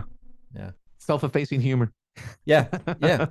You had to have that. That's an important Yeah, quality. That has to be included. Otherwise, what's the point, you know? It's yeah. yeah. Yeah. I guess we can get to the final question, unfortunately. And what keeps you playing the guitar? Oh yeah, yeah. That question. I love the sound of it. I just love the sound of the guitar. It's never quite completely in tune. There's something very real about that. It's like it's and when you switch instruments, when you switch guitar instruments, let me be specific about that. I have this my PRS is my main guitar, but I use the Strat and a Paul, and depending on what the situation is, those are kind of the three. Because of getting older, man. Mhm. Arthritis, bursitis, whatever otheritis. Right. I had shoulder surgery last year. I can't do the 335s. The 335s were always been my favorites, Yeah. but I can't do that because of the upper bout. Just Too turns high. my spine into a certain way that is uncomfortable for my shoulder. Right. So I've started to go with the small and lighter instruments. Um, so I have a chambered Paul. Um, but when you switch between those and the different scale lengths, you got to get used to the tension for bends, Mhm. because otherwise these suckers are starting to sound a little bit too pitchy. Yeah. But I genuinely love the sound of the guitar. Whether it's with a pick, whether it's with fingers, whether it's with distortion, whether it's completely clean, whether it's with the volume at halfway and the tone rolled all the way off, whether it's with both of those babies wide open with a high gain pedal, it doesn't matter what it is. I love the sound of the instrument, and that's something that keeps me going and working on my own personal sound. I'm constantly working on that. Constantly working on learning the guitar sound, the combination of the pickup selector, the volume and tone controls. I've become obsessed with that. How amazing you have these instruments, and you can make them sound like so many other. You have so many colors on the palette without stepping on a stomp. Yeah. It's absolutely amazing. That's number one. Number two is I can sit down. A cool Friday night for me, if I'm not playing, is sitting up here, pulling out some sheet music, throwing it on a music stand, and learning something. Whatever the hell it is, it doesn't matter what it is. Just the thrill of learning something new is something that keeps me inspired. Also, listening to other players, of course, you start hearing things and going, "Oh, what is he doing? I gotta find that out. Right. Yeah. How the hell did he do that? Mhm. What the hell is that? Which is part of the learning something new. Mhm. You know, and like I've been battling on about, in the during this whole session, is the projects. I have cool projects, and I have the ability to produce projects if I want to do something. Yeah, it's a risk. It's a financial investment, a time investment, but nonetheless, I can do that. I couldn't do that in the States.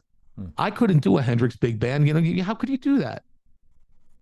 Here I can go and talk to the theater owner, Hmm.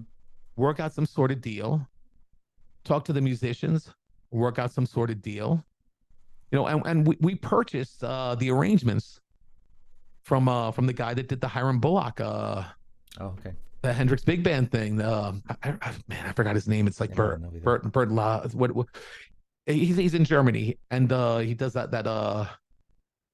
it's those three initials like WDR big band, Oh, where he did it with Dr. John, with Larry Carlton, with Robin Ford. yeah. Um, you know I'm talking Yeah, about. I'm blanking on the name right now. He was so appreciative. It was unbelievable, because it's a very much a Latin American thing. I probably wouldn't have done this in the States, Hmm. but it's like, let's just send him an email. And then he was thrilled.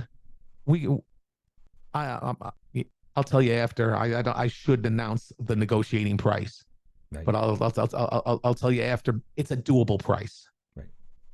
The only thing was, do not publish them, do not share them, blah blah blah blah. But he was thrilled that we were interested in using it, and I could produce a number of other shows. I could come up with different ideas of different venues where they would be open to having these things. So the projects to have a creative outlet to change things up a little bit. Also, it keeps me playing. That's another thing that keeps me playing. And the final thing that keeps me playing is there is a huge hole here in the way that music is taught. Contemporary music, classical music is solid, man. Hmm. The classical students here, they admire the U.S. students, but they're right up there because Hmm. they've been doing it for so long, and they've been doing it without the commercial aspect that is so attached to U.S. music teaching. Hmm. Um, U.S. music teaching has to make money. Hmm. Here, it's there. There's more of a love of the art and the culture. We're trying to keep this alive. This is important. This is part of us. Hmm. So there's that, but there's this huge gap. I'll give you an example. I'm at the downtown jazz club. This 20-year-old kid is hitting that ride cymbal at like 244. He's doing the eighth notes at like 244, like he's playing with Matheny. Yeah. Going, oh, and then he's doing like those Art Blakey explosions. He would do those fills where it sounded like the drum set was going to explode. Yeah. And I'm going, he's a baby. Look at this kid. We start talking, and I said, let me get your number. If I need somebody, give you a call. I do a blues gig at such and such a hotel. At the time, I was at a different hotel, and gave him a call. He came down. It was a different player, completely. I mean, he was owning that drum kit, and him and the bass player were driving that sucker, man. They were playing with a piano player and a horn, and they were driving that train downtown. When that rhythm section cooks, it is something completely special. Yeah. And the piano player was the music director of the jazz program, and he is kicking the crap out of these tunes, man. This guy, he's playing unbelievable. It felt like I was in Manhattan. Yeah. Horn player, equally the same. These are students of the art form. They're college students, but they're students of the art form. Yeah. Technically, they're right up there. Artistically, they have a connection with the music.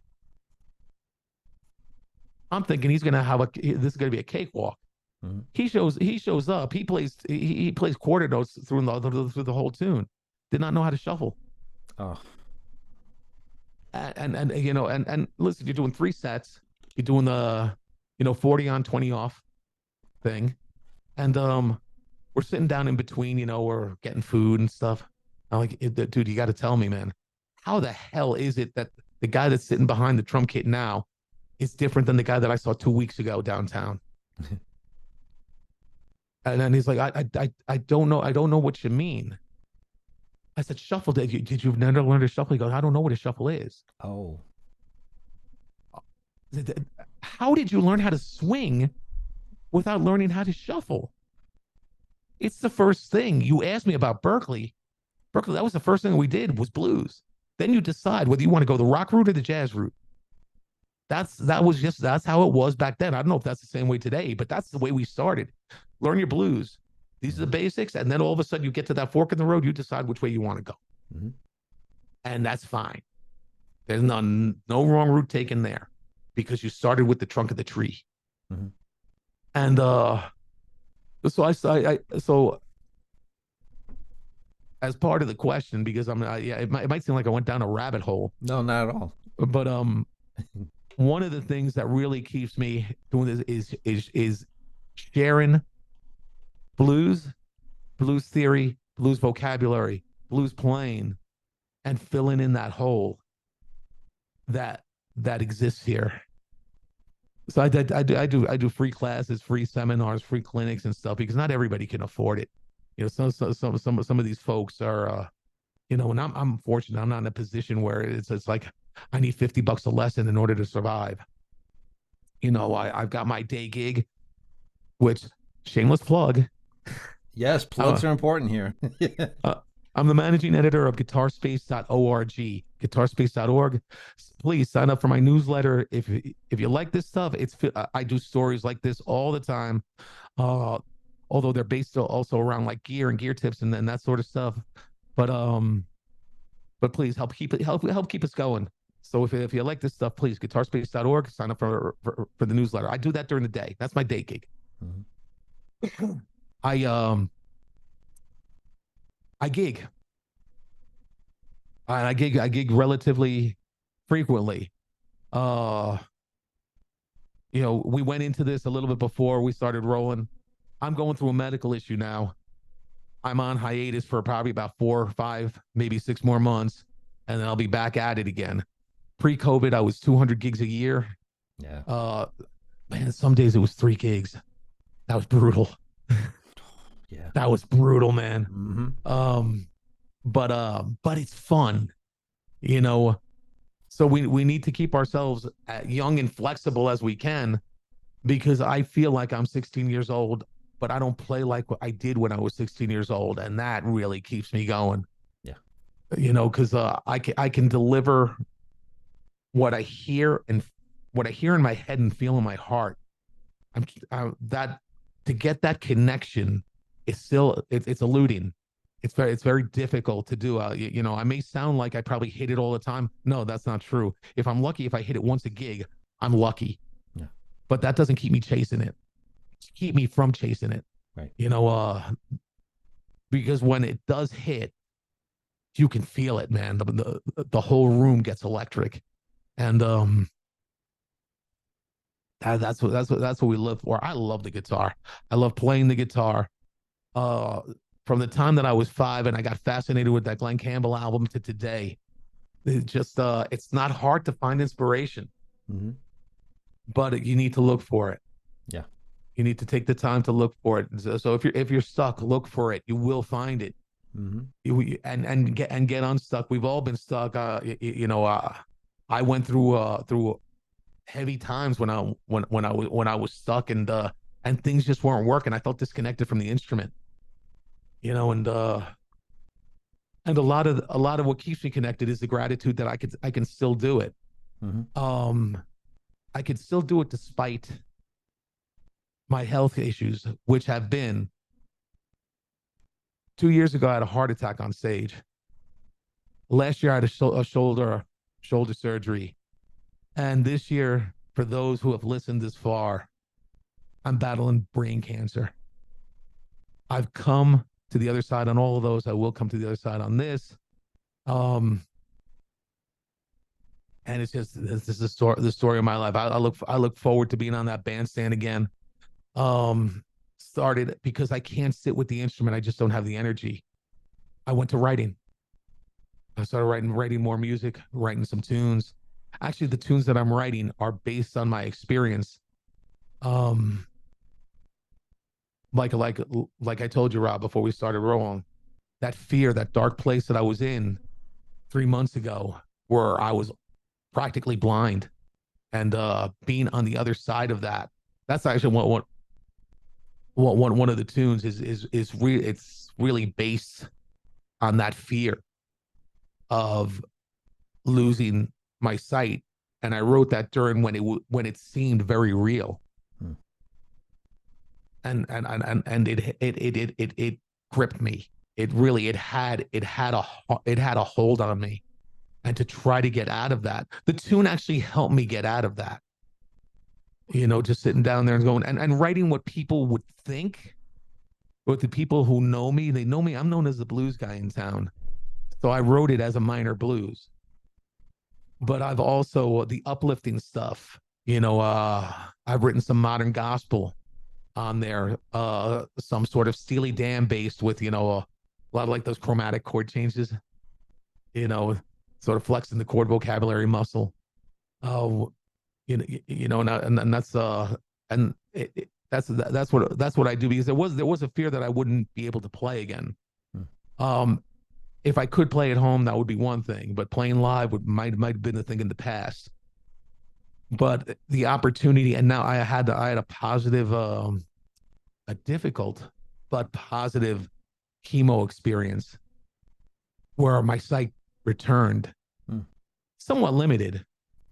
We just started the road, but the fact that I can see you, the fact that I can see you is a miracle in itself. So all of these things just keep me going and keep me positive on the what the next thing is going to be, what the next guitar thing is going to be. It's been such a big part of my life all this time. Can't imagine my life without it. Hmm. And I love it. I just love it. Yeah, it's incredible. That's the other thing of being involved with the instrument is um, the other added benefits you get from it.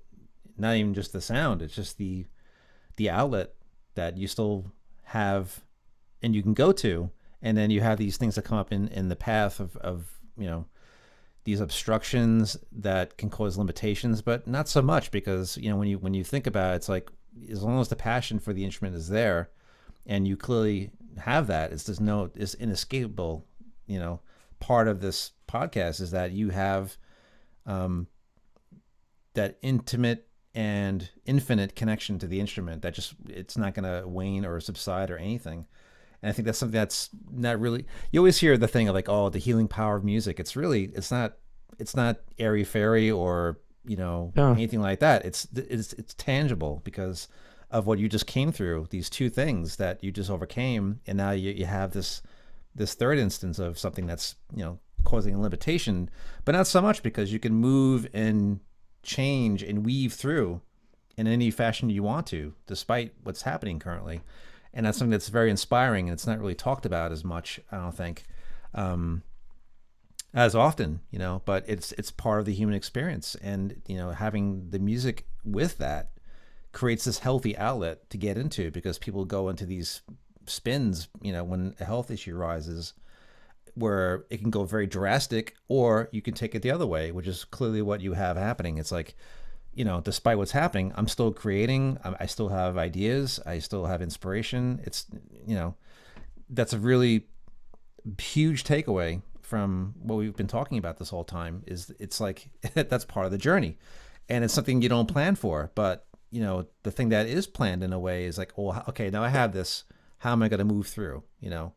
And I have all the confidence in the world that you're just gonna just completely overcome because you have, you already have the battle beat because you have these things that you want to achieve, and it's part of that last question. Is like, I'm still gonna play. I don't, despite what's going on. It's. I mean, I might be limited in terms of my energy level or some kind of physical thing, but there's ways around that too. Okay, I'll play the Strat today. I won't play the I won't play the Paul today Yeah. because it's easier, and you have these choices, and that's the incredible part of what you just talked about. Is that regardless, we all have choices in how we move through the journey.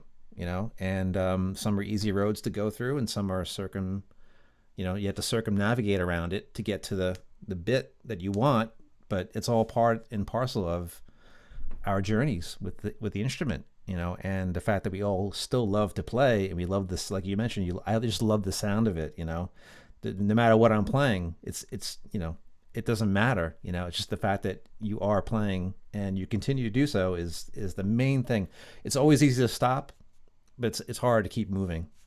That's the thing too. That's my takeaway. Yeah, yeah, yeah, yeah. The sound, man. Hmm. It's just this the sound, the purity. One of the things that happened with the arthritis was I had a hard time with my fingers. It was hard to hold a pick, so I went to switching and using my fingers only, trying to figure out how the hell does Richie Kotzen pull off all of those flourishes without a pick. Yeah. And my mind is was stumbling, but somehow it's become a new thing where I'll use the pick and I'll swallow it in between my index and middle finger, and there's just these combinations, and it's become more because that was my goal this year. At the beginning of the year was, I'm struggling holding a pick. Let me see if I could do just the fingers, and of course, just like we spoke about before, you're gonna sound like garbage at the beginning. It sounds awkward, clunky. Rhythm goes, feel goes. Just trying to execute it cleanly is difficult enough. And it developed into this other thing where I switch back and forth more because of the sound. If I want a certain sound, because it's amazing how you can get a neck pickup that's rolled off. You can get that sound in the bridge position with the rolling off the volume as well, rolling off the neck pickup and using just your fingers. And you get in the ballpark, but there's a little bit more of a clarity to it by using the bridge position, because that neck sound, as you start rolling it off, it can get a little woofy. Hmm. It can get a little bit unclear. And then if you're like me, you end up playing harder to try to get a little more clarity out of it, and now it's gone. Yeah. It's like I want to sound good tonight. You go in with that mentality, it ain't gonna happen, man. No. Every time I think I'm gonna try to sound good, no, no, it sabotages the gig. Yeah. We're gonna sound good. Changes the playing field, and because it is a we thing. But like you said, yeah, guitar can be very egocentric, and it could be Yeah. me. Um, but yeah, no, man, I've just I've been blessed with we've talked a lot, and my experiences have been great. I've had a wonderful life, but I'm not done. I got a lot more to do, a lot more that I want to do. I want to resurrect the Hendrix Big Band thing. Uh, I want to get back in the saddle, but for right now, I've got other things, other fish to fry. I gotta spend a little bit of time on that, and I want to do more with Guitar Space. It's a beautiful platform. Like you, we want to create a positive community. There's so much negativity out there. It's not about comparing ourselves to each other. It's about celebrating the instrument and the joy it brings to our lives. Mm. You know, regardless of if you're a three-chord hummer and strummer, or you're part of the Vi Satriani school, or the Matheny Martino school. It doesn't matter where you are. Let's just celebrate the fact that we love this guitar playing lifestyle. Mhm. It's part of what we do. Let's celebrate that. And not and not end up cutting somebody to shreds because they're not as good as Mateus Asado. You Sure. know, Yeah. Amazing player. Yes. Amazing player, beautiful, beautiful player. And, Mhm. and there is so much music out there now. Mhm. It's easy to find. Well, no, it's not easy to find. You got to look, Mhm. but you're if you look, you will find good music that you like. And also for the artists, I think if you're looking at being the Rolling Stones, that may not happen. But if you're looking at doing your music for a core group of loyal fans, the platforms are there. Mhm. And you can keep your music going. It's just, but if you want to be a rock star, that might be you might be setting your sights a little bit too high. Yeah. This is something a little different. I'm just fortunate that I get to play on most weekends, and and when I don't, have it at home. Yeah. You know, people look forward to those things too. They always come over and they have a good time. You know, because you know, a little bit of food, a little bit of a conversation, then all of a sudden dim the lights and let's enjoy everybody's talent. Hmm. You know, everybody's got a song in their heart, man. Let's listen to it. Yep, I concur. You know, this has been fun. I had a great This is time. this has been a lot of fun, man. Thank you for asking me, man. I really feel privileged that we were able to do this. I'm very grateful to you. I appreciate you, Rob. I same here. I'm just so happy you could be part of it, and I definitely had you on the very short list of people to have on. So I'm glad you were able to be here and well enough, and to be here. And in terms of what's happening now, health wise, I wish you sincerest, you know, best wishes for that. You'll get Thank you. through it. You have it. You've done it twice already, so you're gonna nail this one down as well. So and be rid of it and on to the next. Yeah, So I'm looking forward to that. Right yeah. now, I'm gonna put all my energy towards that. But yeah, we'll get past this. Yeah, I got a good team of doctors. Got a positive attitude. My emotions are stable, Yes, it's good. and I got a spiritual connection. There you go. My body's beat up, but that'll heal. Indeed. And in the meantime, too, while you're going through this particular process, are there any things in particular that people can go and check out along with Guitar Space? Any other links to things that you're doing they can keep track of? Well, I put everything. I was active on Instagram, all in Spanish. Oh, cool. You know, this is for English speaking stuff. Guitar Space is the thing that's going to be my platform. That's actually the idea going forward is that Guitar Space underscore underscore double underscore for Instagram. Um, I'm also looking to we have Guitar Space TV on YouTube Oh, cool. that where I talk to industry guys. But I am looking like I mentioned at doing Ed's Guitar Cafe, which would be a podcast for the new year. I wanted to get it started because I didn't think treatment was going to start just yet. But once treatment started, I said, okay, we'll put everything on the side. And for the new year, that I'm looking forward to getting that started with more conversations, kind of like this. Um, Not really sure which direction it's going to go into, but Guitar Space is my platform in English, and I'm at Ed Lozano Guitar on Instagram. I do that for the Spanish speaking community. So if anybody out there is bilingual or would prefer it in Spanish, you could follow me there. Please follow me there. I am sidelined now. I'm not putting anything up. I was very active on it prior to June 21st. June 21st was when you know, it sounds dramatic, but it's true. Mhm. Was I was actually struck blind when I had the episode that started this whole whirlwind. So when you think about it, June 21st, we're in mid to late September. Things have moved fast. Was diagnosed, went through a bunch of tests, and started the treatment process. Again, nothing but gratitude.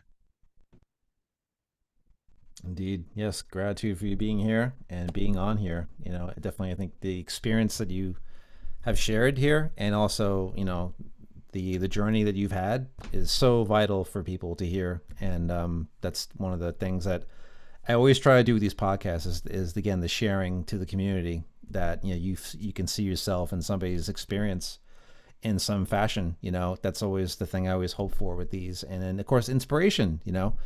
Being inspired by everyone's process and what they've gone through, what they're doing, where they want to be, is such a vital part of this podcast. And I'm so happy that you're here to share that, because it's very important. It's not about anything more than that. It's really about putting this positive experience that everyone can listen to and learn some lessons from too. That's another hope that I have for people, is that you get to learn from others. And and that we're all connected in this whole crazy community of guitar playing. Yeah. That's the thing. That's why we're doing this. It's all about the love of the instrument and how we interact with it and use it. So I thank you so much, Ed, for being here. It's a Oh, it's been my huge. pleasure. I'm thankful to you. I got nothing but respect for you, Rob. I'm looking forward to keep our conversations going. Me Yeah, too. even if they're sporadic, Mhm. um, because you're one of the good guys, You too. and I get a lot from our interaction. So I have a very much respect, appreciation for you. You as well. I concur with that. I'm very happy. And I guess on that note, we probably could close. And I thank you so much. Please check out all of the links below this video for everything that Ed is doing. And if you want to be on this podcast too, feel free to reach out and we can arrange when to have you on. And you get to share your experience as well, just like Ed has. And continued inspiration from everybody that comes on here. And this is no different. And I'm so happy that people can come on and share these things with everybody. It's such an important part of everything. So on that note, I'm gonna close it and thank you so much, Ed Lozano. Once again, thank you so much for being here. I really appreciate it. I can't say it enough. Yeah, no, it's been my pleasure, Rob. All You have a right, man. great night, and we'll be in touch. Absolutely, indeed. All right. Thank you. See you guys. Thank you so much. Talk to you soon. Bye bye. All right. Bye